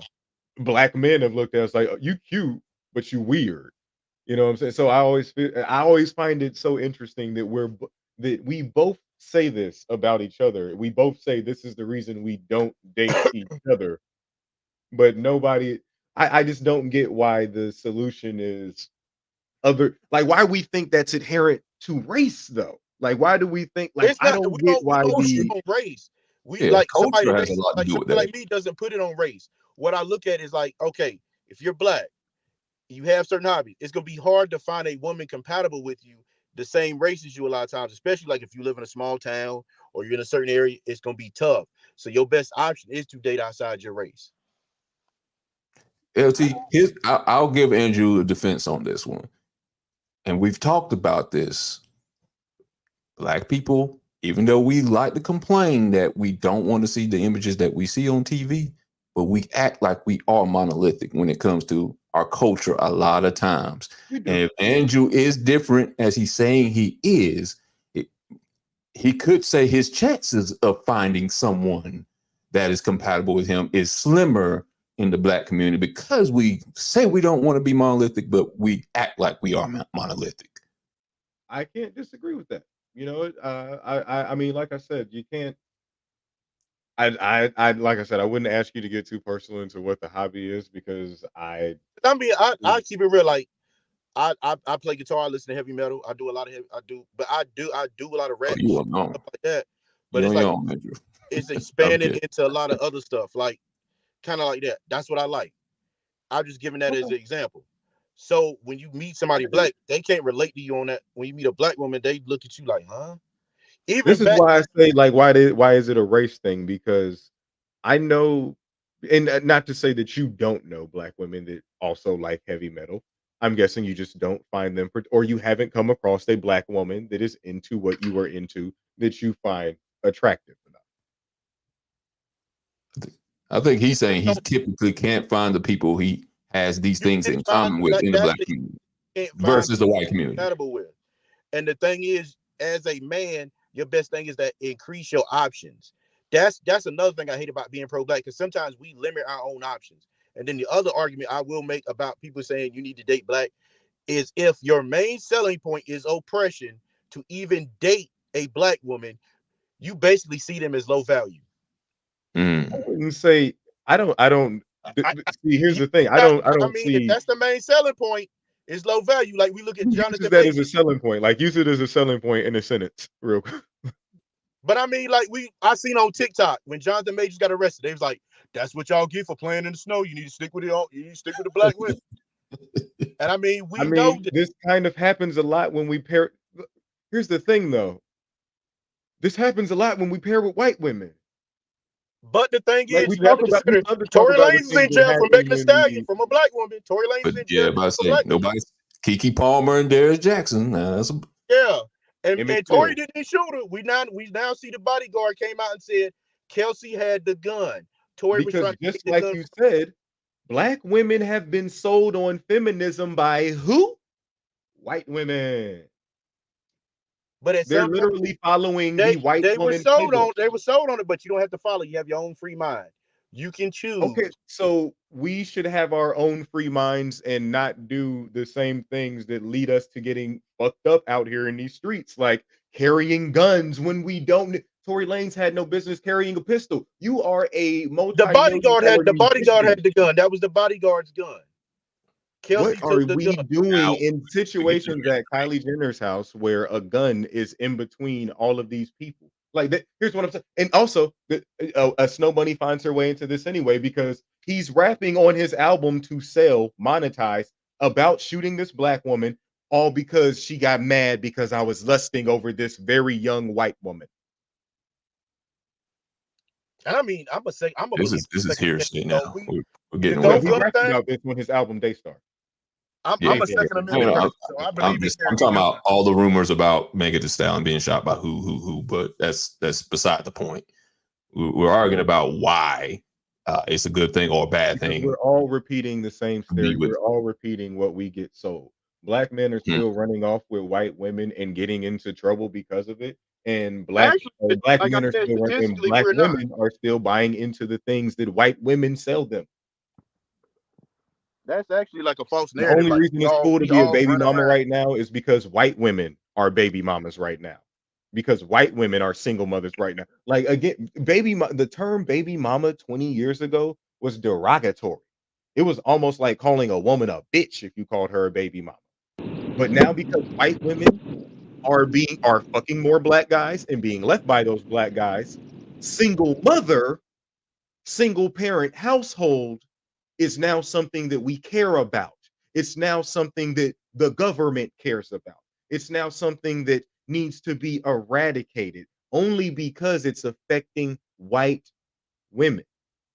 Black men don't benefit from pairing with white women because, again, as the man in the situation, you're supposed to come into it having more than this woman.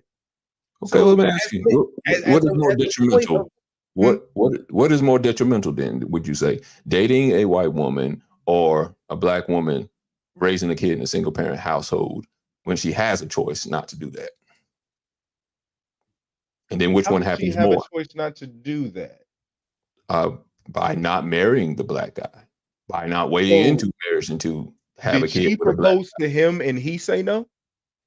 She didn't wait for a proposal at all. She had a kid out of wedlock. So why is he not there? Because she chose the wrong guy to have a kid with. Boom. Because you see how this is kind of just and I get it. That women are not to blame, but you see how our mindset just goes to her fault, her fault, her fault, her The fault. But women, no, Because no. as women a Here's the man, thing. you created women this control child, who though has the you baby. don't want to be Men with this control woman. marriage. Hmm?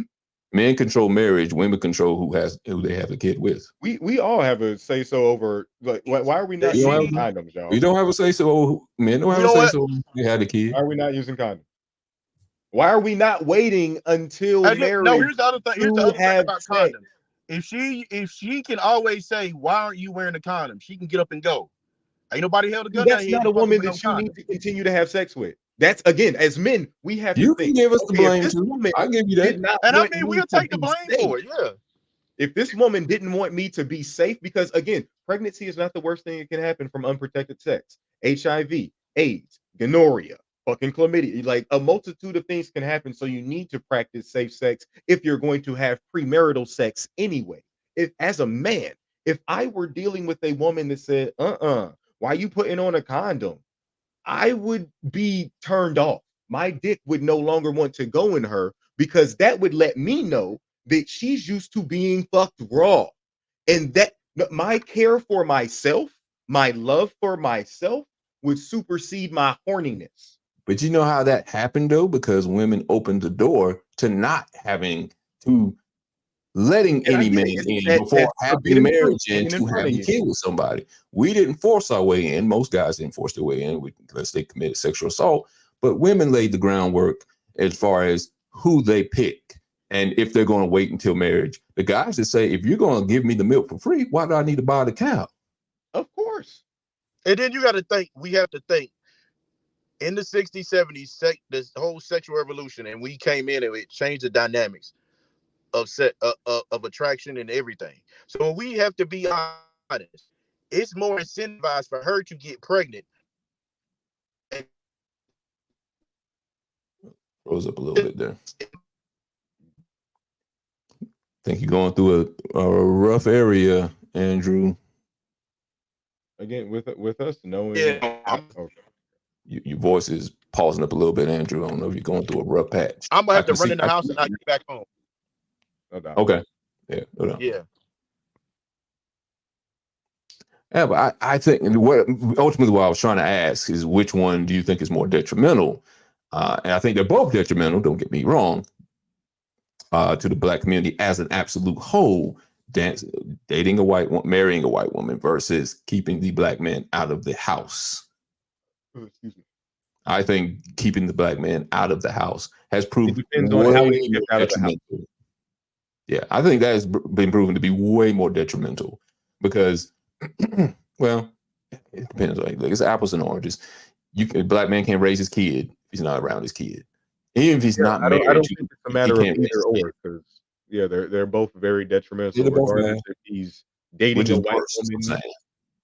yeah, regardless if he's dating a white woman and still present, or if he's just absent altogether and not in the house. Like they're both detrimental because this is not something that other races have to go through, talk about, or navigate because they're kind of taught within their home by their mother and their father who are together that yeah, it's like you don't do things of a high emotional intensity like sex, especially unprotected premarital sex, until you are of sound mind and age and know that this is a person that you truly, truly love. Like that, like we look down upon cultures that have arranged marriages, but it Right. literally allows for those children to date each other in the within the means of their culture, do things traditional to their culture, so that they've already had a good building of getting to know each other a good while before they get married. They're Some kind of of promised to each other. Yeah, some of them. But what does usually arranged marriage take out? Takes out the emotion. It leaves in what's going to be built in the future for that husband and wife and their future kids and generational Some wealth. senses of the way we think about arrangement. Like some of them, like your dad will just bust into the room, daughter, I sold you off to a prince. That's what the fuck is happening now. Some of them, it's an agreement. Hey, I just gave birth to a son. I see you just gave birth to a daughter. I got a kingdom. You got a kingdom. You know how Right. we can merge our kingdoms if my son marries your daughter? We should, let's set up some play dates and what I'm saying, have them grow up together and shit. And hopefully they'll fall in love. Like marriage was not made for love. Exactly. It was Exactly. made for the combining of assets. But Right. the funniest thing actually is arranged marriages have the lowest divorce rate. It's like in the single digits. He was just talking about arranged Yeah, marriage. Yeah. Mhm. yeah. But I think Why? Because the emotional part is put into most marriages, not arranged marriages. It's usually seeing about what you can do for the future, for And over here generational in America, wealth. not only do we have the emotional Right. marriage or the emotional reason for getting married as a part of the main reason why, we also have finances. And not in Mhm. terms of building finances, but in terms of just, access to the other person's finances. It also comes with the added ability of potential clout. Like our marriages and our weddings are just accessories. They're just extensions for us to show off with the advent of social media now. They're just things that I can say, look at me, look what I did, look how great my life is. I have everything that I was told that I wanted. We spent a lot of time on this subject here. Yeah. Yeah. It's only been three of us too, so we've been on this one for a minute. yeah. I mean, it's good stuff, and I think the next thing we're going to talk about is actually going to lead credence to what we've been saying Word. tonight. Boy, I hate social media, Yeah. but Be on it right now. Hey, fuck you, social media. I'm on you right now. as I'm on social media, I say that, so I'm like a I know that's hypocrite. how I live. I'm a contradiction. Yeah, this video I'm about to play has a lot to do with me dealing with broken homes. These kids, and I hate these parents to put these kids up here and think it's cute when these kids are cursing when they're like 2 and 3 years old. Like, oh, you're cursing like an adult. That's not cute. There's nothing cute about that. And this video here is these kids dancing to some grown folks music. And of course, people are going to put the blame on the parents, which is understandable. I think it's also on the culture, but no, I probably would put it on the kids in this instance because they're the one to upload the video. All right, let me pop it up here right quick. Give Kids our upload the video because their parents don't know how to do it.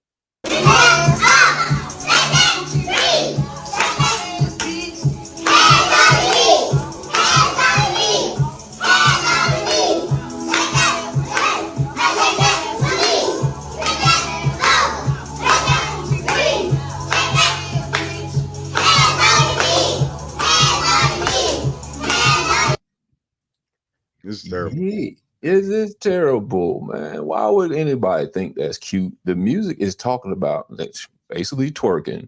And twerking is Because nothing but a people's sexual thought is dance. always they don't know what they saying. They don't know. We always think Then let them we watch always porn think then. kids are dumb.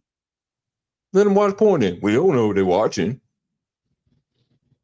You don't do that though. You don't let them watch rated R movies just because they don't know what's going on.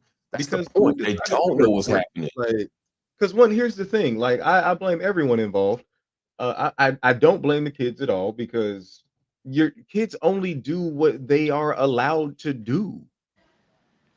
Kids only do what you let them do. They are children. They are blank slates being filled by you. And little do you know, even when you're not like, you don't have to turn to your child and say something to them to think that they're listening, or for them to be listening to you.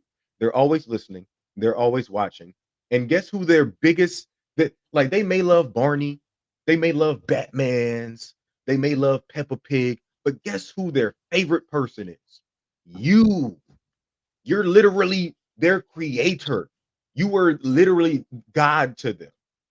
The things that they see you doing, the things that they see you giving your time, energy, and excitement and enthusiasm to, is going to be what they do in an effort to get your attention. They want to do this to be like mommy. I saw a same video just like this of a whole bunch of dudes standing around with Ray, did you send me this video or did I just scroll by it on Twitter? A whole bunch of dudes, and literally the opposite, the exact opposite of this. Bunch of men, little boy's birthday party, guns on the table, money on the table, letting the little boy, couldn't have been no more than 6 or 7 years old, play with a gun, had some money and shit, was had his little homies with him, bunch of grown ass men, nothing but men, grown ass men. Hey, turn up for my little man. Like, so again, both ends of our spectrum, we are literally being sold the worst images of what we consider to be black. That's why, Andrew, you missed it. We started coming to the conclusion that to be pro-black is actually an oxymoron, because pro means positive and the term black is a negative word. If you look up by definition, black itself just means negative, vile, evil, chaotic, absent of purity. You know what I'm saying? And like, so you can't be pro evil. You know what I'm saying? You can't be pro darkness, pro wickedness, pro dirty. You know what I'm saying? So it's kind of an oxymoron to even argue what could be pro black, because we as Afro descendant people shouldn't be trying to identify with the things that come with what this world considers to be black culture. I will touch on the video. Actually proves the point that the negative people have outbred the hardworking black people. It's like they outbred them, and we have to accept this and admit it at some point.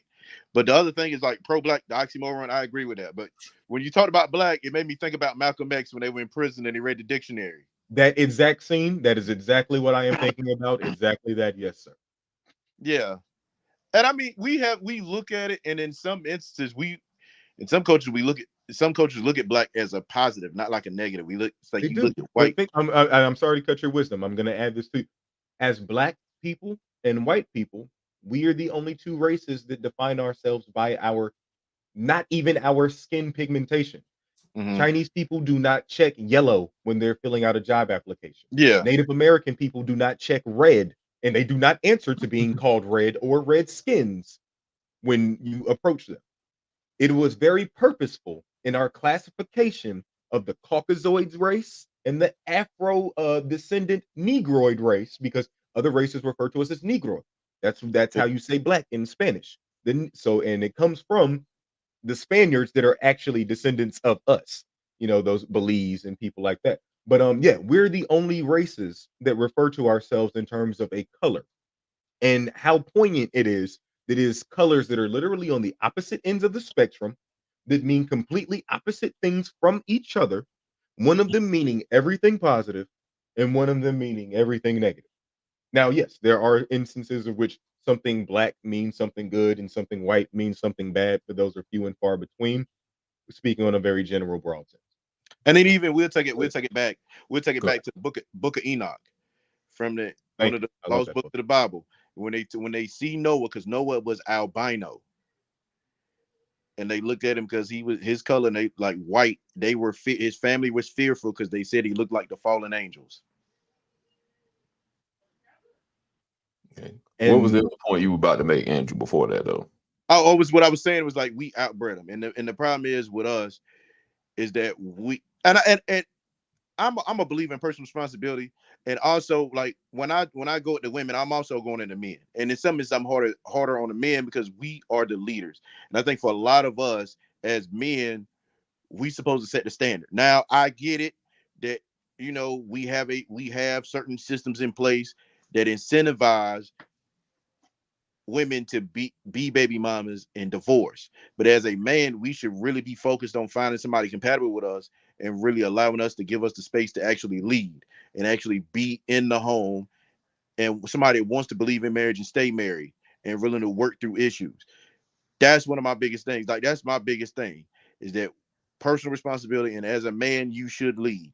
And we live in a time now, especially with the feminists and stuff. They be like, well, because I get on TikTok all the time and I jump on lives. I actually get removed from a lot of lives because I just call out a lot of certain stuff. Because they be like, well, a man don't lead. Men don't lead. And I'm like, and then I bring up the point, and this is the one point I bring up. If you dump if a relationship breaks up and the first thing you as a woman brings up is what the man did, he essentially led the relationship. Yeah, you were moving at his tempo if everything was well, he didn't do this and he didn't do that. And I just Yeah. told those people can't take accountability for either the poor choices they made in choosing a partner or their lacking of being the kind of partner that is required to bring those characteristics out of a person.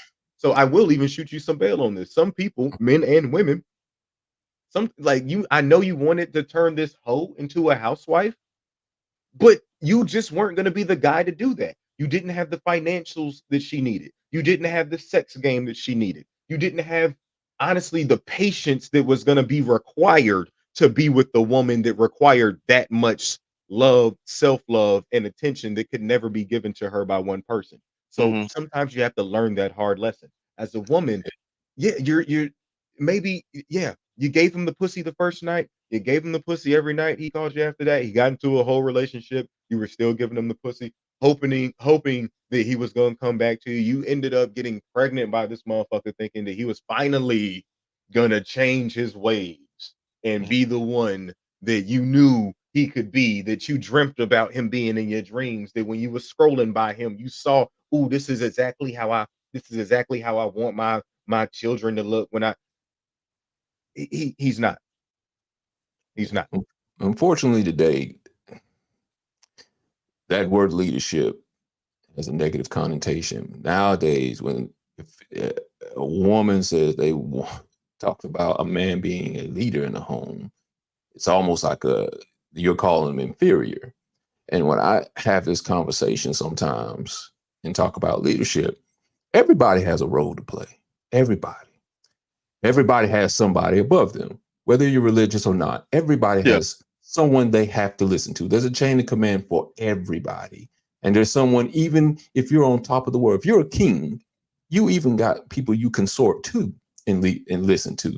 You listen to their knowledge to help them fight wars, because kings are not. They can't be the greatest at everything. They can't be the greatest at fighting wars and settling disputes. So even the president even has to listen to certain courts in America, whatever. We got 3 courts to protect their life. A president has to listen to the leadership of Secret Service. If you don't listen to the Secret Service, it could cost you dying. You could pay with your life. So the president bows down to the leadership of protecting his life to his Secret Service. That doesn't mean he's inferior, because hey, he does have one of the highest positions in America. But it's hard for a lot of time for some women to think that to allow someone to lead, because they feel like, well, that means I can't be the head of household, or if it shouldn't, I don't think you should be the head of household if you got a man there. But they feel like they're being called dumb or inferior, some women. So they're not going to give up any sort of responsibility when it comes to the house to another man, because it's almost like an inferior thing, like submissive. Submissive has been turned into a negative connotation. When anytime a woman hears that word, it doesn't mean to be like a dog, because if you want to go with religious factors, you want to go with Jesus. Jesus didn't beat anyone over the top of the head to get him to listen to him, but the people he had as leaders, some of them who would actually kill somebody with a sword for them, would follow him. Now, of course, a couple of them went away from his teachings, and they didn't listen to him for whatever reasons. But you still, if you want to be led by someone, you follow in his leadership, it's up to him to protect you. If you don't want to listen, you're free to go. It doesn't mean that you're dumb or you're a dog or you're some sort of a pet. You know, a shepherd doesn't beat his flock to get him to follow him. He leads them. He uses his rod to lead them in what direction they're supposed to go, away from the wolves or anything else that's trying to kill them. You don't have to be a pet or someone who's stupid to be submissive. And I feel like that's keeping a lot of people in a downturn relationship or lack thereof, because they feel like that's an inferior complex I think a lot of people have. They don't But want to. I look at it like this: if you go to a job every day as a woman and she complains about submissiveness, you listen to the boss and your job, right? give him more respect than your man at home.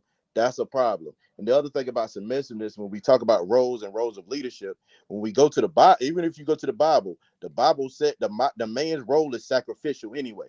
Because what did they say? Husbands, love your wife like Christ loved the church. It says women to be submissive to husbands, but it says husbands, love your wife like Christ loved the church. That means he puts his life on the line. Don't look at it. And when you look at these videos, there's a video I seen that was, they said if you or your wife had to die, and you want the other person to live, who would die? And all the men said, I want to die so my wife can live. And the women didn't say that. They said they let their husband die.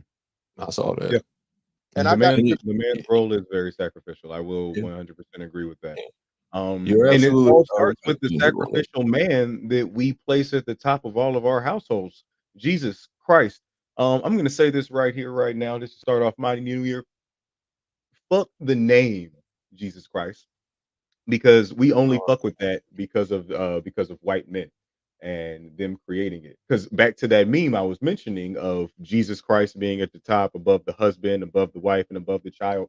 That's already putting a white man above the head of the household. With like I as a black man am not even the head of the household, because I'm supposed to be subservient to Jesus Christ. Jesus' own people didn't fuck with him. If we actually read the Bible, the Jews, his people, the Hebrews, they turned their back on him as the Roman Empire was crucifying him. So they didn't even listen to his leadership as he was out there banging. Yeah, they didn't believe he was Jesus Christ. Well, most of them didn't believe he was Jesus They didn't Christ. believe he was the prophet. They didn't believe he was the Messiah. His name is Yeshua. Jesus is Jesus Christ is Roman. You get G, which means, well, it was Jesus, because the letter J did not exist until the 15th. Yeah, okay, all right.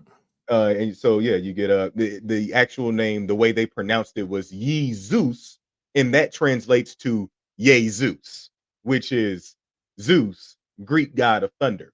They used to say Julius Caesar, and that's why we got the JC from Julius Caesar.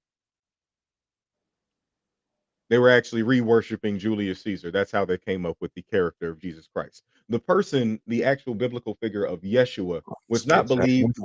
Let's get back on topic. We're getting too historical here.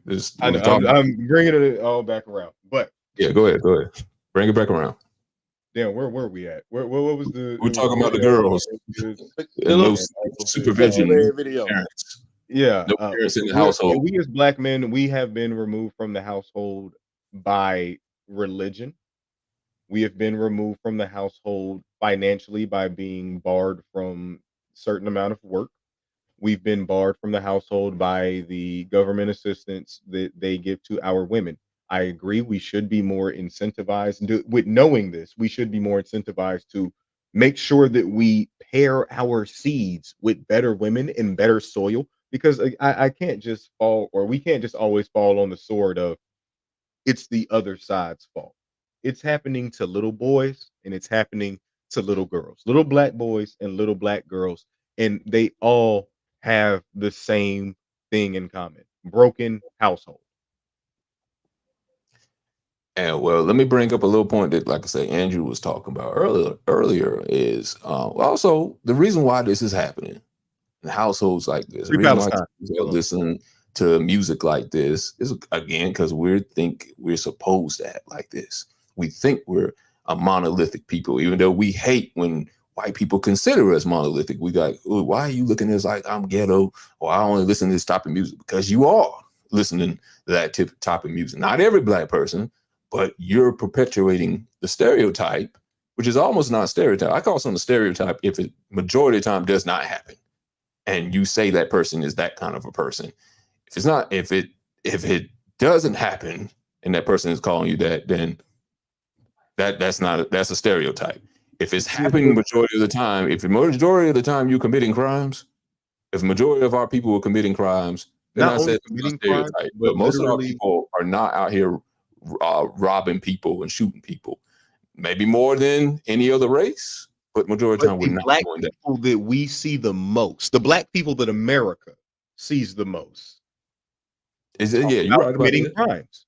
They talk about That's what they my show. past life as a criminal, or shit, even though I'm a mega millionaire right now, that's what my music is about. Even though I'm 50 Cent and I've been living in Connecticut for like 20 years, And every show life that of I Lester. make is going to be about selling drugs in New York. Or excuse me, every show that I make is going to be about selling drugs, period. Just drug selling. That's all Most I people, right? like. That's Most people's I'm music going does to not change continue with the to time. sell these images because Right. not only does white America benefit from this being the constant the constant trend in black America is going to constantly support it because they're cogs in the machine of yeah, even though you know what's funny, I looked at the definition of slavery. It has nothing to do with being not being paid for your work, Right, because indentured servitude, you get paid for your work. which is still a form of slavery. But yeah, it's literally just being forced into a type of work that you don't just being forced to work against your will. And that's literally the state of life that we all as the American people are in because of this capitalist society. But more so than anything, capitalism affects the poor ghettos of the black and brown communities, predominantly because we're literally sold on who to vote for against our best interests. Other nations, when they come over here, other groups of people, Chinese people, when they come over here, they vote the way that they're supposed to vote, and their communities are allowed to thrive.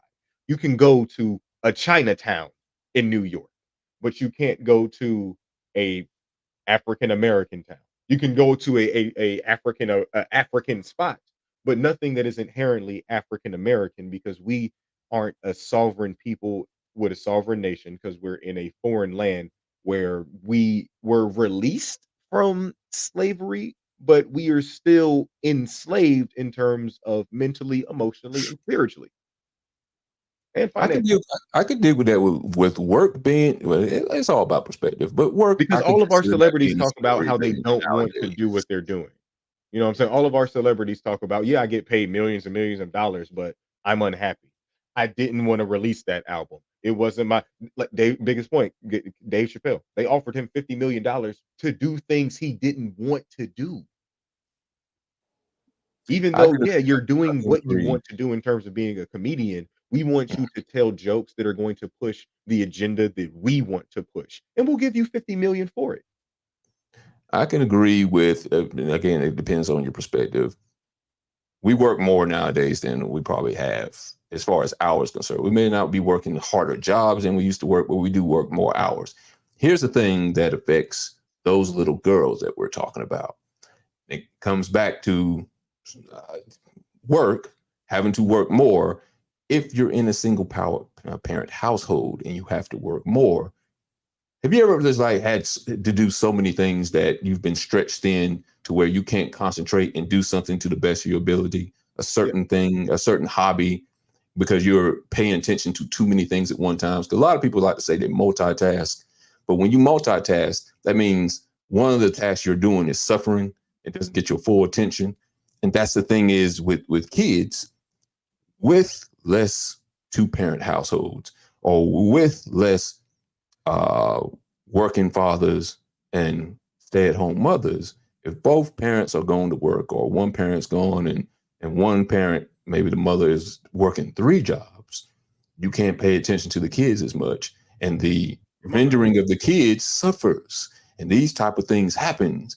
You know, we of course we can't 100% put it on the artists to make better music. I would love to, but we can't.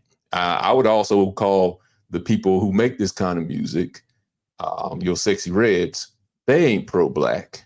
I can call it that if you really want to call it that. Oh yeah, they're But actually the I was reason why it's a horrible thing to not have these two-parent households like this, or have someone who plays their role, is okay. because the next generation suffers. And then the next generation suffers because it's like a bacteria. It just keeps growing. It's going to happen in the next family household and the next family household. So even if you do marry black and white, or not black and white, black and black, or you have kids who are black, it depends on how you raise them in the home. It also can be considered anti-black if you don't raise them accordingly to where they have a higher chance of being a productive member of society. And you definitely do that if you don't have both parents in the house. You definitely do that if both parents are working and one of them's not being able to put their full effort into raising these kids. And I think this parent feels, I think mothers feel like they're so overworked. They're so happy just to be home. They give these tablets and they give these computers to these kids and these phones to these kids, a cell phone at 3 years old, and they're able to have access to these type of videos. That's not parenting to the fullest degree. It's not. It's a domino effect. It is very much a domino effect. What I always like to pay attention to in these times is that it really just comes down to a matter of our selection process. Because for these kids to be videotaped in this video doing this, one of their parents has to think it's okay. And as I just stated, it really just comes, you have to be better about who you put your seed in. Because yeah, it starts with us as individuals. This woman was already a Sexy Red fan. Or yeah, she was already, well, because yeah, you can't blame the celebrity. You can only turn the celebrity off. You can only make the celebrity non-existent within your household. And if you're forced to work multiple jobs because you don't have the other parent there, so you're missing that quality time of actually being there with your child. These are the things that can happen. These are the byproducts of it. But I just never think everyone knows that it's not about the race. It's about the caliber and quality of person. There's a reason rich white men don't marry white trash women. There's a reason the Chris Hemsworth, the Chris Hemsworth and the insert good looking white man here don't go down to trailer parks and marry the Tammy Lynn's and marry yeah, they got the fat asses. Yeah, they got the big booties. Yeah, they might, even be, they don't go to Jersey Shore and marry the Italian bitches, because they're still white, but they got a little ethnicity. They got a little, no, they marry the women that fit within my social class. They marry the women that fit within either my career field, my social class, that, as Andrew was saying, that is compatible with me on a mental, emotional, intellectual, spiritual, financial level. We have this obsession, and it's because we literally pair up when we're young. We're just looking at who looks the best, who's got the nice titties, who the girls think might have the biggest dick or might have the sex game, and we get sold what the image of beauty is. Young black women get sold the most attractive, the most appealing black man that you should want is either going to be a drug dealer, an athlete, or a rapper. They don't want the heavy metal enthusiast. They don't want the comic book enthusiast. They don't want the insert, what black people don't consider to be a black thing enthusiast here. They want the person that they're being sold on BET. Just like us as young black men. We don't want the strong woman that is, about her business, has her own thing going on, does not just wait for us to tell her what to do, makes her own money, doesn't need any of our own, but still operates within her femininity and wants us to operate within our masculinity. They don't show us that image of the black woman. They either show us black women that are nagging us, they show us black women that are doing us dirty, they show us black women that can't be trusted because of how promiscuous they are. And they show us black women that are just the lowest bottom of the barrel. I don't want to do anything. I just want to get pregnant and collect money from the government. That's what they show us. We literally get shown images of the worst most anti-black representations of ourselves and think that, well, that's what's out there for me, because I can't find a, we have to put something in front of black to make it seem like it's not inherently, I have to find a nerdy black girl. And you have to think part of it in the media. I agree with, is like in the media, because we have to think like 80s, 90s, like us growing up. We had, if you look, Cosby Show, positive black male. Family Matters, Carl Winslow, he was a cop, but he was a positive black male. Uncle Phil, a strong masculine male. Around that time, like when them shows ended, it just kind of, everything just kind of went downhill. Mhm. Like when you Different really world. everything went downhill. Even a different world. When a different world popped off, you had everybody, all these black people wanting to go to college, go to HBCU. You remember how back then in the rap videos you had HBCU hoodies on, Spelman, Morehouse, the other all them hoodies on in the rap videos. When that show went off, it just kind of Mhm. like most people don't really think about it, like. Because I was talking with somebody a while back, and I was like, just really think about it. We don't, like, as for black males, we don't really have a strong, but overall, among all races, we don't really have a strong masculine men in general, just like in all races. Because I think the word, in terms of race, the worst is probably Asian men, in terms of our depiction in media. Mhm. Because at least with us, we can go look back and we have positive, strong, masculine models. We like Asians will have Bruce Lee, but when you look at them, they have like the smart guy or the guy that can whoop ass, but he's not the romantic interest or even seen as attractive at all. Yeah, that they don't sell the, or it's a hard sell, because women inherently, as the fairer sex, they want the most masculine, the most physically appealing, the most physically dominant specimen of men. They want what the lions would consider to be the alpha. Mm. Yeah, the small Chinese man can whoop a lot of ass if he has that martial art discipline. But what the American media also did, especially during World War II, when Pearl Harbor and that shit was happening, and Hiroshima got dropped on Japan, they did the propaganda of Japanese people being short, small, buck tooth. You know what I'm saying? The Yeah, me so, oh no, me nothing no, like, yeah. they made them into they kind of made them into a cuck. You know what I'm saying? A little bit. They kind of And you wanna know the funniest thing is when Europeans first went to Japan, to discourage Japanese women from being with European men, they would have wood blocks depicting them having babies that instantly come out of the vagina, walking around and full of hair and looking like beast. because they understood that mixing with these people from outside of our culture could be the end of our culture. To take our women from us, how do we as men produce our seed further? Yeah, we can put our seed in any other woman, but you won't be putting everything that is inherently you if you don't put a woman from the same soil as you. And and again, it's a lot easier to make Asians and other races look less appealing. Or it's a lot easier for white people to do it because other races are typically smaller. Chinese people, Japanese people, they're a lot smaller. Hispanic people are a lot smaller. White women have already seen the crown jewel that is the BBC. That is what white men fear the most. No longer existing because their women have selected the most dominant alpha males on the planet, which would be of the Negroid persuasion. Sad thing is the same thing that you're saying that the white women want for black men. That's the same thing black women are wanting for black men. Seems like today too.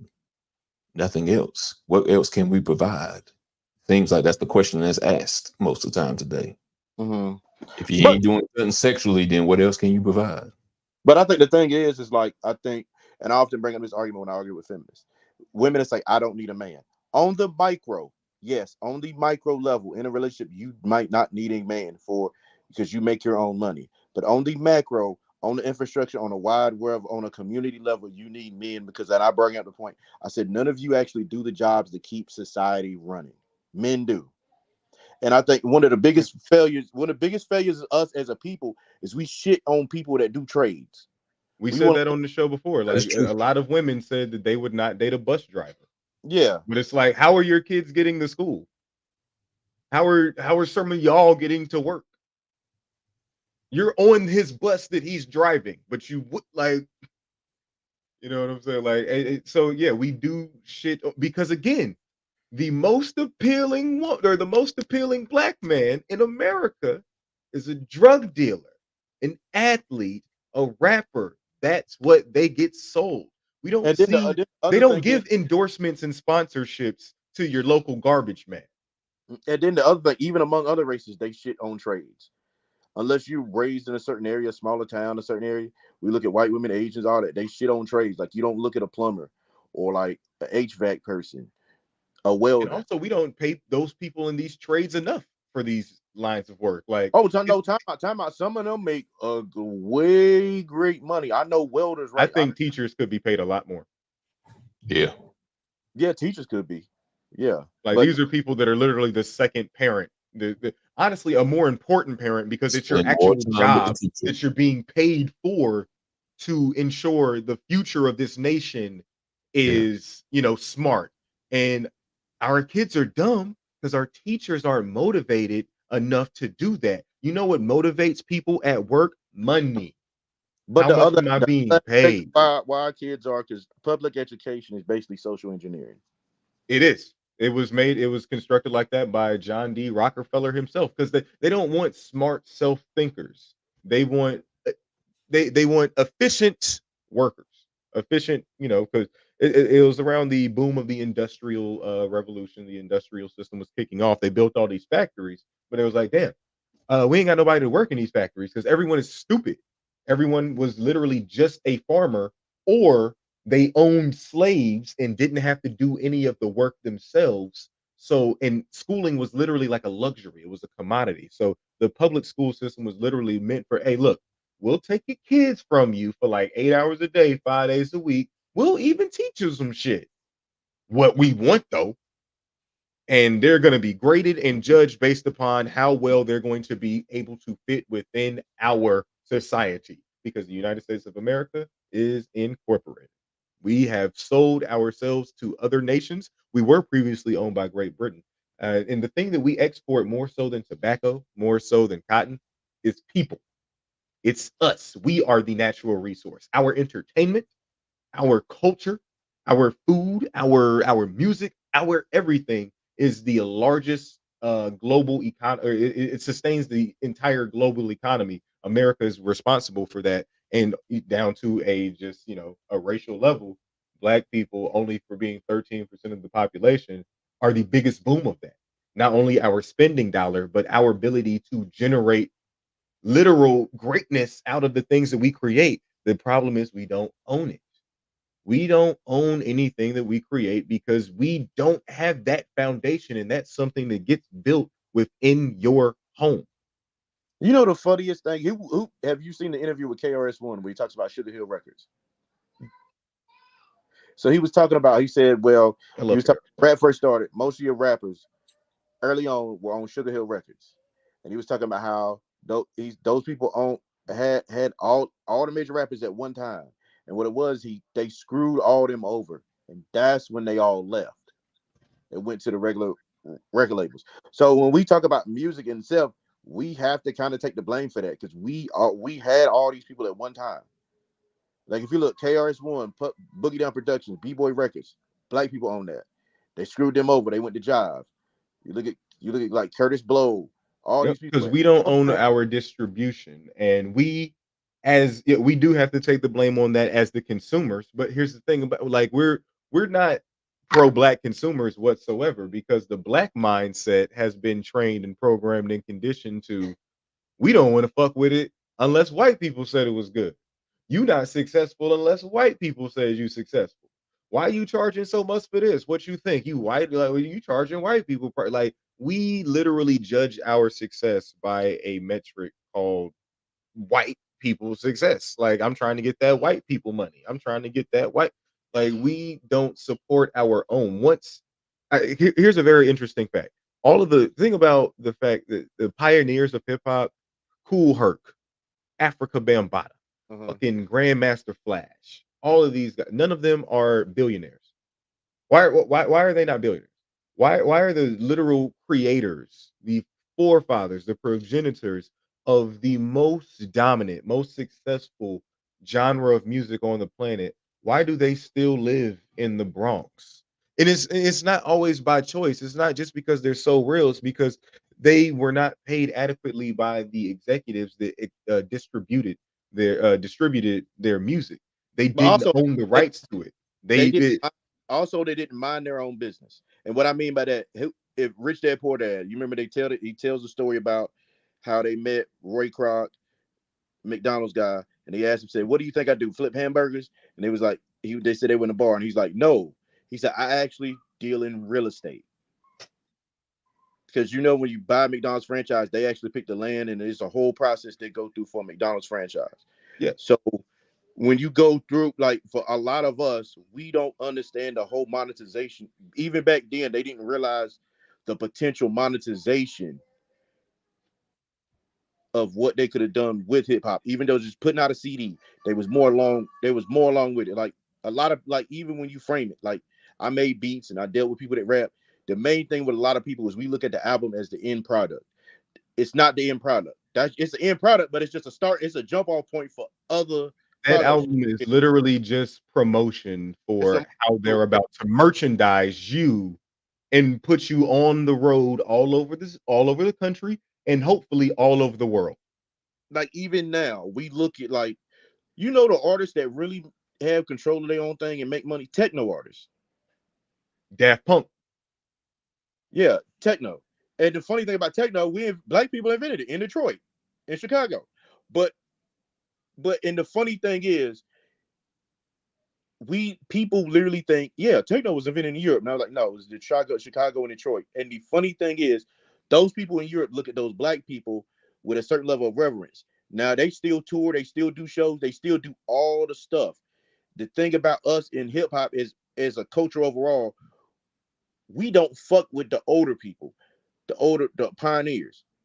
We look at a point now, and I think the biggest fear is that we don't want, even to the point where we created a culture where it's feminine in the sense where we age out. Oh, you shouldn't be 40 and still rapping. Here's what we also do that I feel like is purposefully done when hip hop became a business, Mm-hmm. or yeah, when the business entered the music. Mm-hmm. We started worshiping the wealth. Like my earlier point of the pioneers, the people who created this being poor or not being paid their just dues, but people like Diddy are billionaires. And Diddy is not a rapper.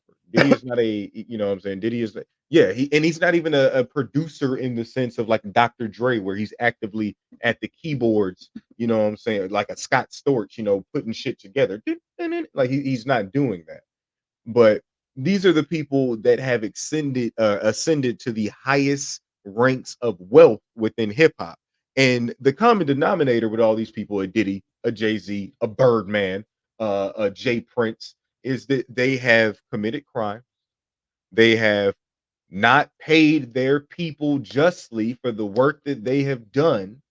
They have been in slave deals themselves, signed other people to certain slave deals. I won't get too deep in the sacrificial ritualistic shit that also gets sprinkled upon their names as well. But just in terms, and these people have always sold an image of, to literally quote Jay-Z, money, cash, hoes, money, cash, hoes. So it was a forward push in hip hop in, I would say, the late 90s, early 2000s, the bling era, as it's referred to, where we stopped work at it literally after the deaths of Tupac and Biggie. They got I wouldn't call either of them conscious, but you could see there was a death of, lyricism and poetics with the death of Tupac and Biggie. And then what they just started doing was treating rappers like Mos Def, Talib Kweli, Common. They just didn't play them. They just didn't play their records. They just, like, the industry did not push them, and they got no reverence within hip hop because we were now worshiping the artists that were saying, "I'm the best because look how much money I have. But it was I'm hard the to best market. It's because hard. look at my cars." And I think the thing is, we look at it we have to look at how the industry changed when we had people that were in music and understood the music, and we had executives that just weren't. They were just executives. And also, you have to look at like Mos Def, and some of those guys are they were hard to market. A Moorish brother, Yasin Bey. My bad. Yeah, they were hard to market. It's easier to market a gangster rapper than a conscious rapper. Excuse me. All right, guys, let's move on to, well, this is going to be the last one for the night because we ain't got much time left on this one. Cat Williams. We're going to get in that. Ooh, little boy, I subject. just finished that whole thing today. Yeah, nice, 3-hour That conversation. boy, Catford Aloysius Williams II. That's his full name. Yeah, so Cat Williams on the 4th day of 2024 has already set the internet ablaze by calling out seemingly everybody in the Black community as far as when it comes to comedy. He went into a couple other genres too, but mainly comedy. He seemed to come up to a few people: Cedric, Steve Harvey. I mean, he mentioned Terry Crews in there. Steve Harvey, Terry Crews, Ricky Smiley, Smiley, Kevin Hart, Faison Love, Love, Tiffany Haddish, Wanda Smith, goddamn Ludacris. He said something about Luda, y'all. Yeah, Ludacris called it. Ludacris called it not even as like, goddamn. He basically said Ludacris. He said, I guess the Illuminati was talking to him and Ludacris, and they said there is only room for one person to have the pointy sideburns and long hair and light skin. So one of y'all gonna have to go. We'll give you these movie deals for a cup of meal.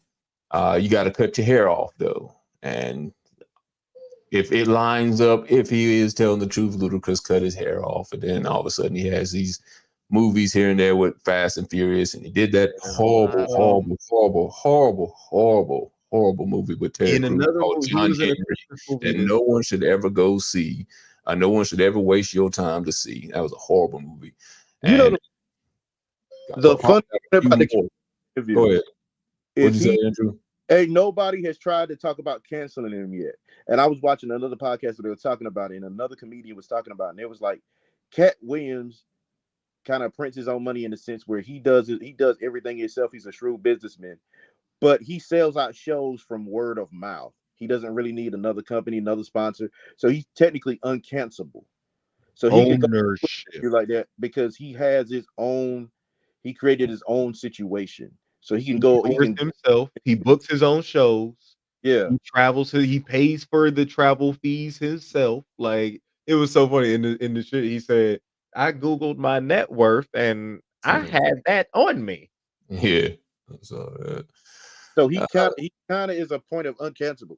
That like in these times, you're gonna have to create a vehicle for your own for wealth. Like even if you're just a regular person and you get online and you say some stuff, you're gonna have to create an organic vehicle so you can create your own wealth instead of depending on other things. Like even when we own social media and stuff, you can't really depend on it. You need to create an organic fan base so people can come to gravitate towards you no matter what. If they say, "Oh, you're off here because you said this," they will still come deal with you. You know who else that sounds like that needs to do that? Taraji P. Henson, which he did talk about her, but what were we talking about? You got to be independent. You got to have your own vehicle. You got to have your own production studio. If you're not being paid what you think you need to be paid, you're going to have to do it on your own.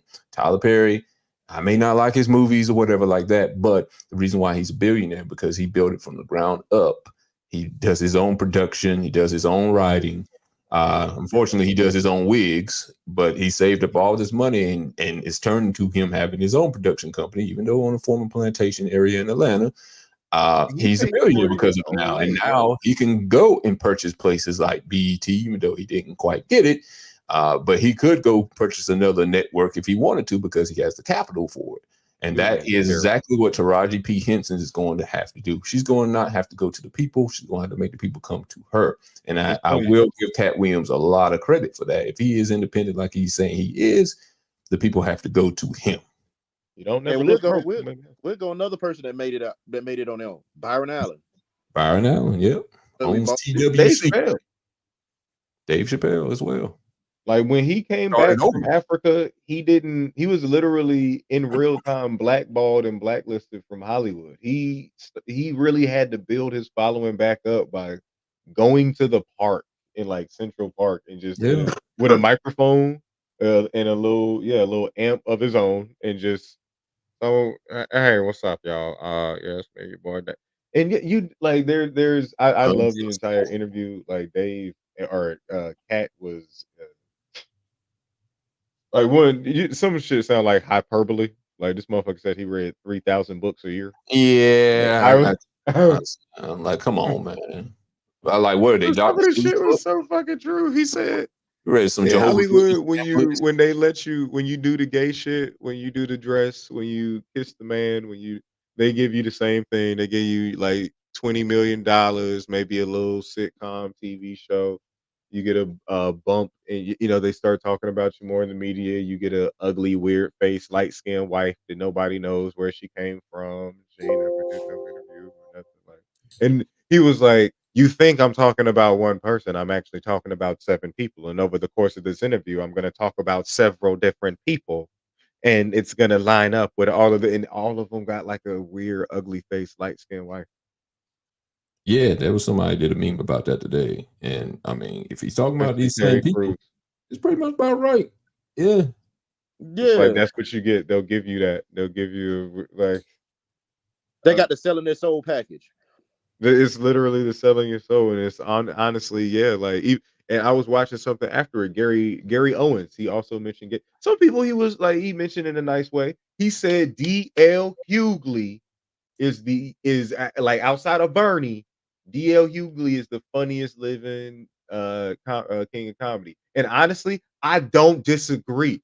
I like DL. I did like Cedric the Entertainer. It hurt my feelings to know that Cedric stole that fucking joke. That's wild. That's crazy. He shouldn't have done it. I strongly disagree with that. DL was last on the list for me. Now, well, you know what? I won't even say he had the best set in terms of like on the Kings of Comedy, but I like I've always liked his brand of. I always liked him better in conversation, like listening to Oh, yeah. the DL Hughley 100%. morning show. I've always liked him better like that, and he's really I'll intelligent. give you that. He's very intellectual. Like Very. his morning show is very political. He talks to he delves into a lot of social topics, and he looks like I always say this. He looks like Allen Iverson's brother that went to college. He did the same things like that Allen Iverson did, but he just also had his head on a little straight. You know, the Mark Curry thing got me. Here's a picture right here about it. I just popped it up there. Weird light skin face wives. Wow. Even Michael Blackson got a weird light skin face wife. Wow. Mike Epps, Michael Blackson got this like is not the mother of his children. I know it's not. Ew, Martin, who is that? That's damn Jada. Martin. Isn't that didn't Martin date the woman that was married to Emmett Smith? Or no, I think Emmett Smith married the woman that was married to Martin. That's think. weird if y'all out here swapping like that. Ew, even Face on Love got a weird light skinned wife. Like, what? Ew. This is a lie. This is the city that we find everybody. Not Kim Kardashian. No, it Was does. Eddie Murphy dating? Is that Scary Spice? Is he still dating? No, Scary I think Spice? That's Nicole Murphy. That was his wife before Man, Scary there- Spice. No, Eddie Murphy's with a white woman now. Shout Eddie out Murphy's Mel. with a white woman now. What's her name? Mel B. I think that was her assignment. That was the last one, and now he's with a white lady. I don't think he's married to her, but I think he has some kids. Oh, they all white with white. Jamie. Yeah, I forgot about Jamie. Boy, woke up with a white woman. Yeah, I forgot about that. But what about white bitches? Yo, look, I'm gonna have to. You said about and I'm gonna play it right quick. I'm gonna just play it right quick about the Ced and Cat Williams joke, and Cat said he stole that joke. That was my favorite joke in all of King of Comedy. There was another joke he did that I'll speak on after I play it. Let me just shit, Cedric. Hold on. Let's see. Let me find it right quick. Okay, here we go. But I will say that Mark Curry thing made too much sense, though. Yeah, I did love that him. you couldn't hear the damn thing when it cut off. It looked like this. You flossing in a 6-shift convertible. This was on Comic View that Cat Williams did this joke. Like, sometime in the 90s. Comic View.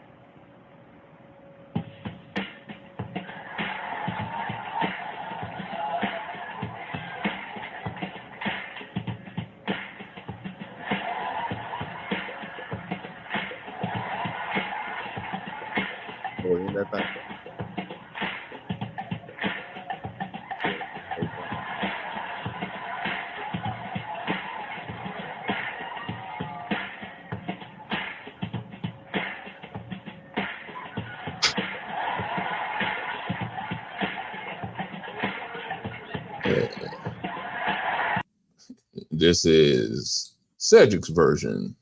Yeah, another 72 deuce and a quarter, nigga. We get us a cigarette, nigga. We be in a space shuttle, nigga, like it's a 72 deuce, nigga. We get Means of comedy.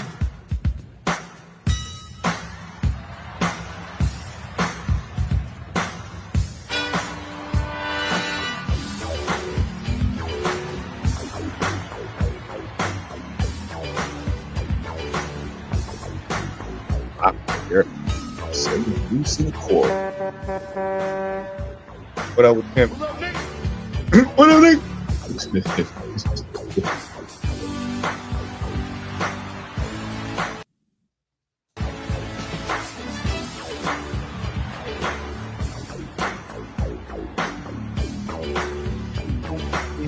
Back when they let the beat just play for like a minute and 30 seconds before they said the word.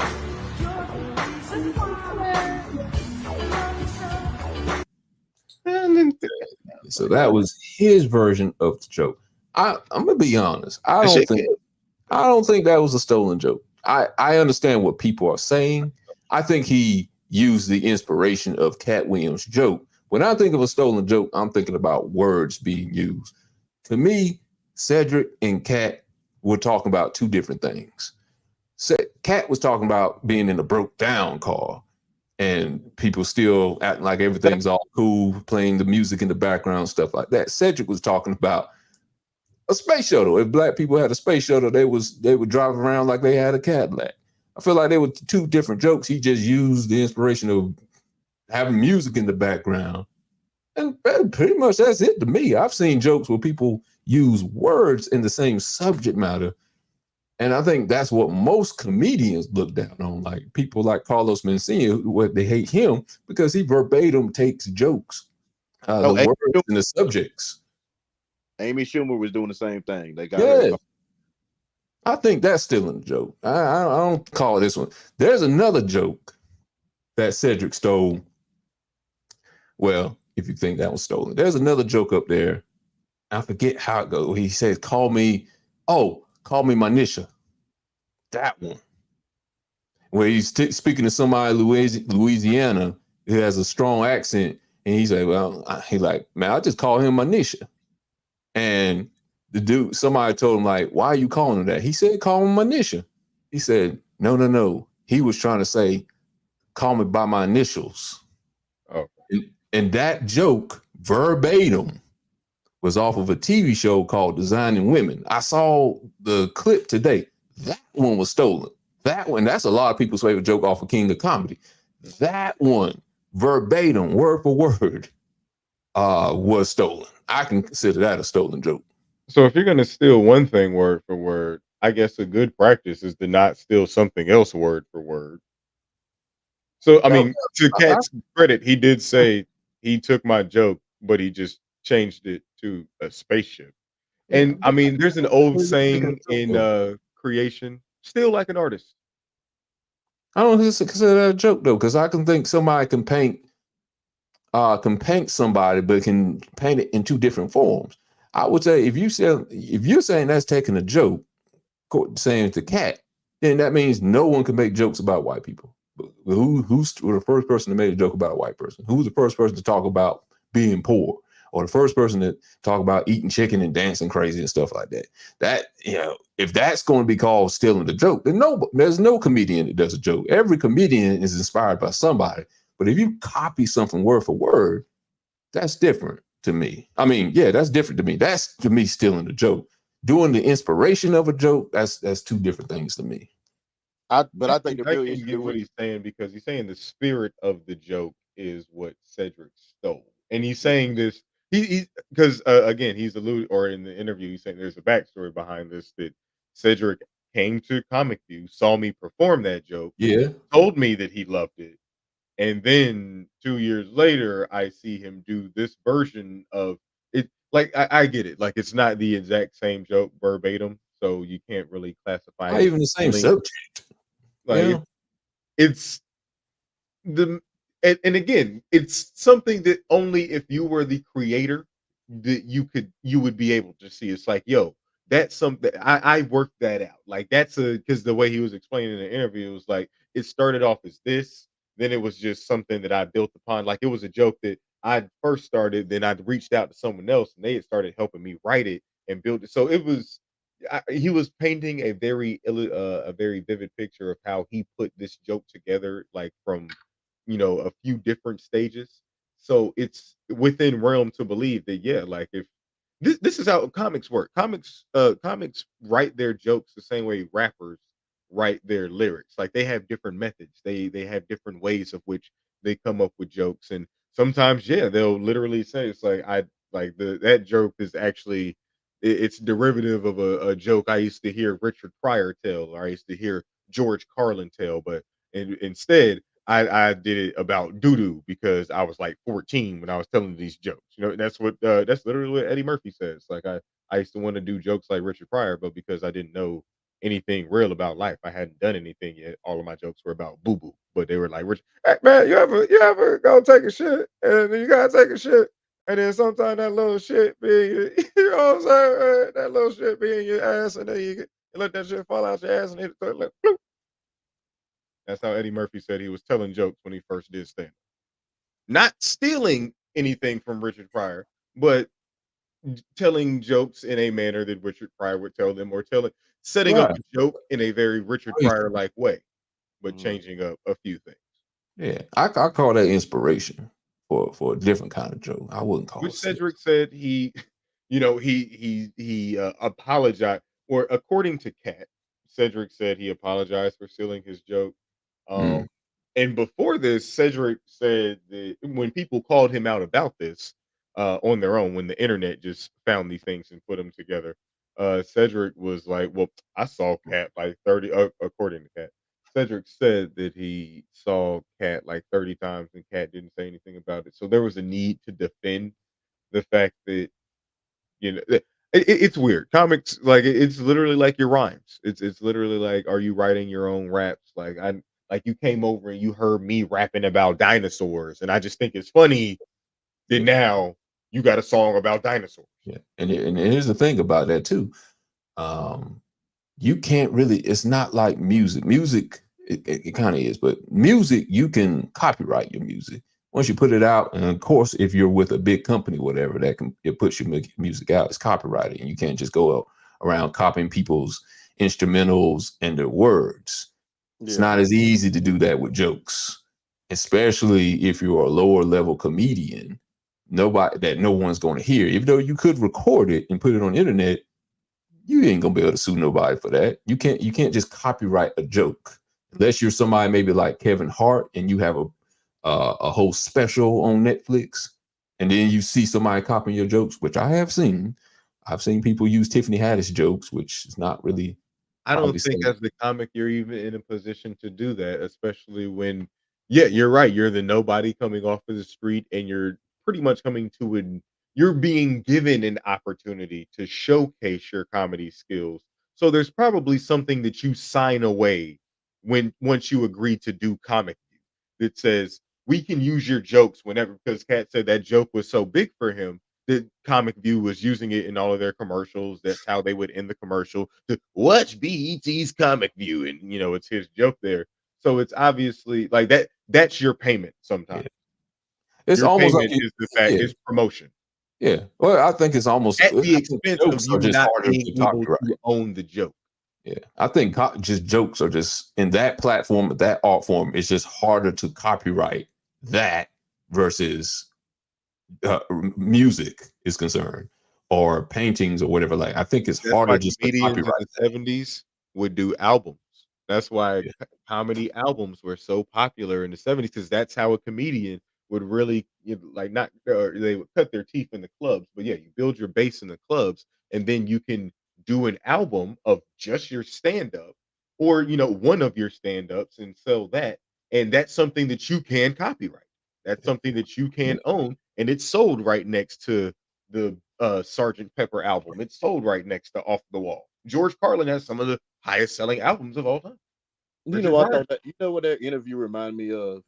The old Patrice O'Neal interviews where he would go talk about other comedians and stuff they did, and he would talk about it kind of reminded you of old Patrice O'Neal interviews where he would basically kind of say the same things, but not like as direct as what Cat Williams is saying.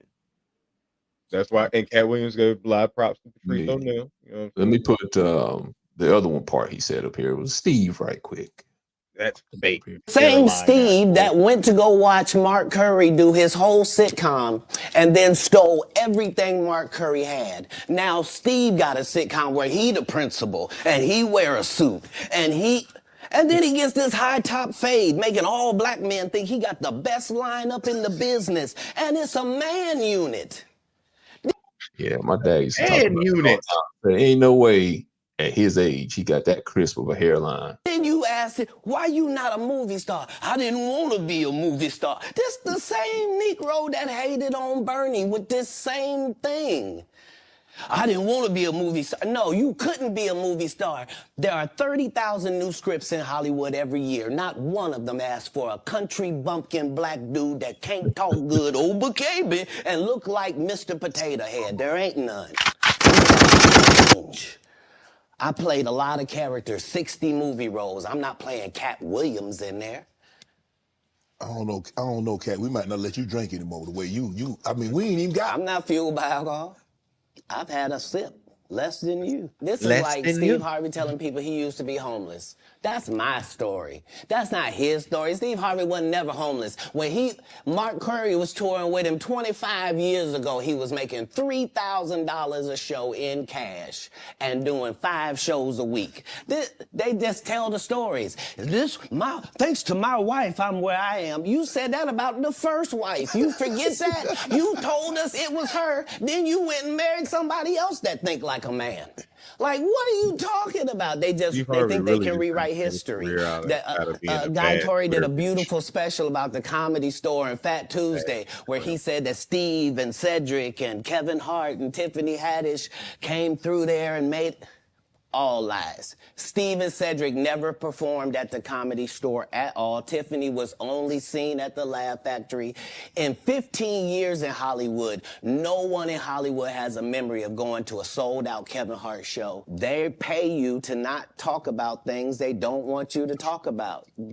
They tell you that themselves. I can't do that because Steve told you that he stopped doing stand-up because he had 7 TV shows. The only problem is when he stopped stand-up, he didn't have those 7 TV shows. He stopped stand-up because he got in a comedy battle called the Championship of Stand-Up Comedy with one Cat Williams in Detroit in front of 10,000 people and lost because Cat Williams said he was actually bald and that was a wig. Yeah, I don't know about that part because I remember him still doing a comedy show when he had these shows going on. Maybe not all 7, but he had maybe 1 or 2 comedy shows when he was bald or whatever. And it was more of the Christian Steve Harvey when he was on Which Family nobody Feud and his asked own for TV a show. warning. When did he become? That's what I'm saying though. Like, when did Steve and that's he's like, when did he? And Ricky Smiley is stupid because I'm tired of old lady in the old church lady. Yo, I gotta go, so I'll holler at y'all later. I gotta make a phone call. All right, man. Be easy All out there. right, Yeah. All right. Yeah, but and this thing he's referencing right now, where it was the battle of the comedians, even though I have not found footage of Steve Harvey's version, but I think I've seen footage of Cat Williams on this, where he was saying, let's go see who's going to be the funniest. This is when their beef, if you want to call it that, was at their highest. Steve didn't really go at him. Steve was like, hey, man, best of luck to you. I don't know why you so mad at me, yada, yada, yada. I just come out here to tell jokes. And I think he went second after Cat Williams. He wasn't going at Cat Williams, but Cat Williams was going at him when he went at first. Steve Harvey just went to do jokes from what I've heard.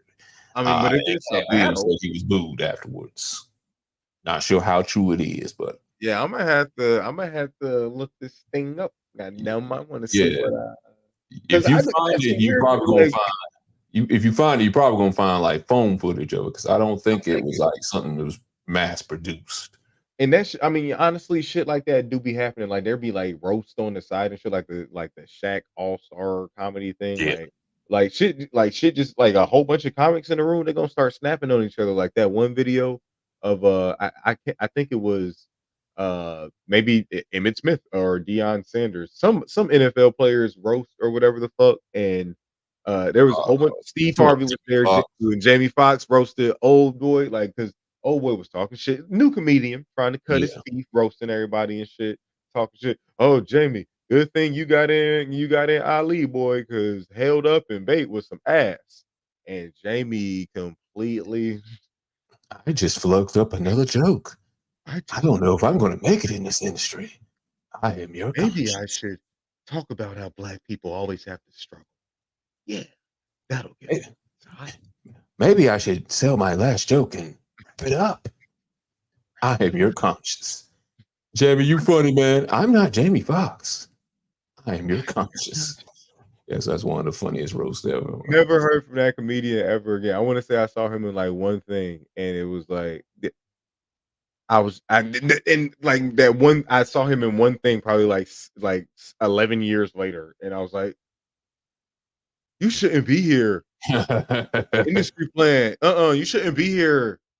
You suck the white man. You suck the white man off to get here now, because I know, because you got comedians literally be gathering up to have battles and shit.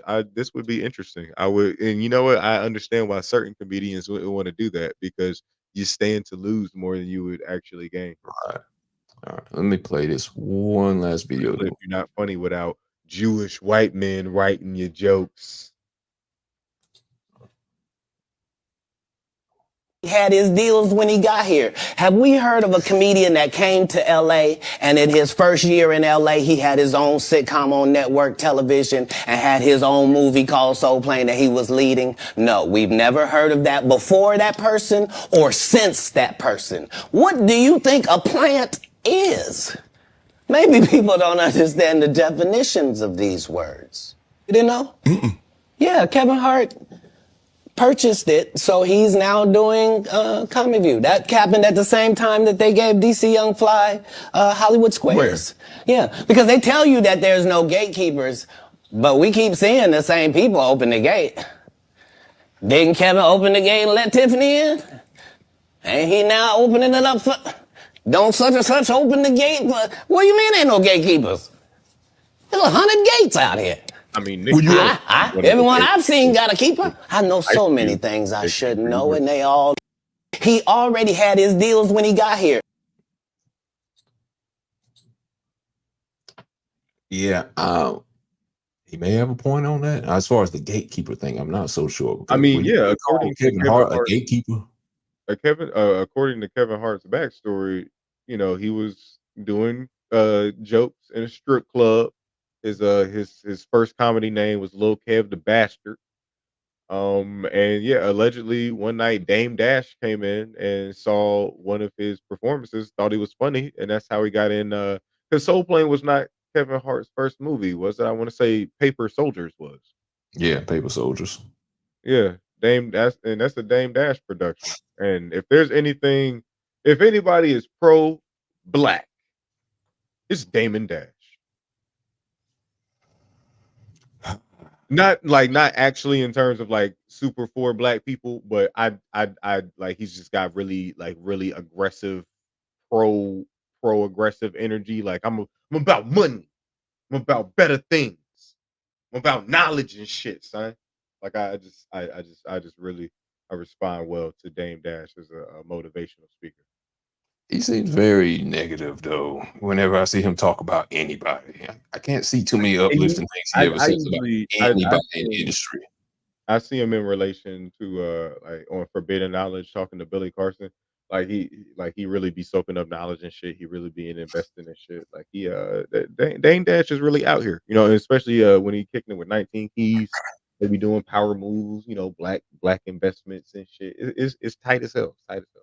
But yeah, Kevin Hart has I wouldn't call him a plant, but he's definitely made the right connections. Hell yeah. Will Ferrell, The Rock. Let's say all this is true. I'm sitting here thinking, let's just say this all is true that Cat Williams is saying. Why? I'm trying to really sit here and think what platform and what interview I've seen in the last few years where a white person is going at a bunch of white people like this. I'm trying to think. I can understand one here. I can talk about politics where somebody say, oh, well, the president didn't do this, the senator didn't do this. Random people. Cat Williams went at everybody, woman, man, maybe not child. That's probably the next interview. All these people he went at, I cannot think of one interview, and he's done this more than once, Cat Williams, where he's went and attacked several people, whether he's telling the truth or not. I'm trying to really think. And I never really hear white people talk about Illuminati. They go off of their talent most of the time. They will say people are talentless and maybe they had to sleep the way to get to the top. But we go all the way to, and not saying it's not real, but we seem like we the only people that go that route. We talk about Illuminati, witchcraft, some of everything, because people will say Beyonce is a witchcraft. Maybe she is, maybe she ain't. I don't know, but it seems like we are the only people that attack our own people like that. Not to say that white people don't, but they individualize it seems like. We're the only ones that attack our people in that way, and that is we're programmed to do that. Again, as I was saying earlier about that boy Yeshua, his own people did not fuck with him. His own people turned their back on him. That is literally what they do for everyone that they make a celebrity. Yeah, we'll give you fortune, we'll give you fame, but we're also going to detach you from the very same place that you came from. We're going to detach you from the people that idolize you. We're going to detach you from literally not just humanity, but your humanity in a sense. So it's literally the price of fame, and a lot of our celebrities in particular are they get picked for particular reasons, and that being because you're poor, because you're ignorant, because you have a message and an ideal that we want to continue. We, meaning the American government, meaning the global economy, meaning the wealthy elite that have lineages that stretch back to when we were enslaved, because their history has never been disrupted by slavery. So because their wealth and finances and family have been built upon these foundations, they've literally just inherited what has always kept their family wealthy, and they're just keeping it going because that means comfort and security for them. And yeah, us owning the vehicles of which our exploitation takes place is never going to be something that those people in power give us. It would have to be something I would propose the idea of buying it, like but again, if we're looking to be paid more by them, how will we ever get out of our financial dependency on them? Like, how will we ever, if we're always depending upon Sony and Interscope and Warner Brothers and MGM to deliver our music and our movies, and how are we ever going to own the vehicles, or even start to take the steps forward to own the vehicles in which we do this for ourselves? Because we don't want to support our own. Again, like I said, we look at the black product that is only backed by black people as being lacking of value. Why aren't white people supporting it? Well, if white people aren't supporting it, then we should, we have literally been tricked and conditioned and programmed into not seeing the value within ourselves, but inherently at the same time, simultaneously, only wanting to subscribe to things that are sold to us based upon the idea of this is what a black person should have. This is what a black person in America should be. True. I go with that. Facts. All right.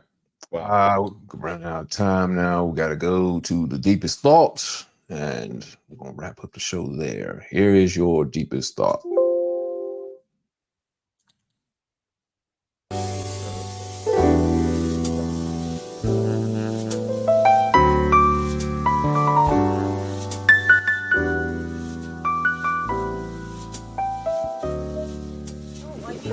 I don't have an umbrella. You don't understand. I can't. Baby, I'm soaking. Let's go. Please, hurry up. Shit. Oh. Which way was it? Okay, I think we're supposed to go this way, but we might... Who the hell are you? It's okay. You're beautiful. That's so funny because you know underneath her makeup, she's really That's so fun. Like that. First off, Gotta love her for what's on the inside. it's so funny that men make that joke. Like, first off, that guy looks like he's about 46. Like white men age. You give him 46. I'll give him. Yeah, I could give him 56. You know, but yeah, like He actually might be a reality 26. yeah, like so it's like you look like that. You look like an old you look like Benjamin Button, like right where he should be. Like if when he because you know how Benjamin Button aged backwards, you look Yeah. like Benjamin Button right at the point where your old ass face look exactly where your old ass life should be at. But yeah, let's make fun of the fact that her is so like, and it's too old for y'all to want to be TikTok stars because I know y'all put this straight on TikTok. Y'all want to supplement your income with being TikTok. Oh my god, I hate social media. All right, let's wrap it up there. This has been Hostile Therapy on Thursday with Big Red and LT Lord Trent. You're appreciate you guys for joining up on the show. And we got Skip next week. Won't be back next week, but the week after, we'll be back with more intriguing stories and some laughter. And maybe Cat Williams will have a bigger list next time for Maybe us. Cat Williams will sit down with us. Shit, maybe That would be we tell the nice. truth here a lot. Maybe Cat Williams will want to come through and tell us about some people. Tell us about ourselves. Oh yeah, I don't know if you want. I hope it ain't about us because he gonna go World War III on us. I know what you've been up to as well. I've had people in all the places that you have been. All right, I'll see y'all the week after, and enjoy your nights. Have a good night. Word, be safe out there in free Palestine. You know what I'm saying? Always do that.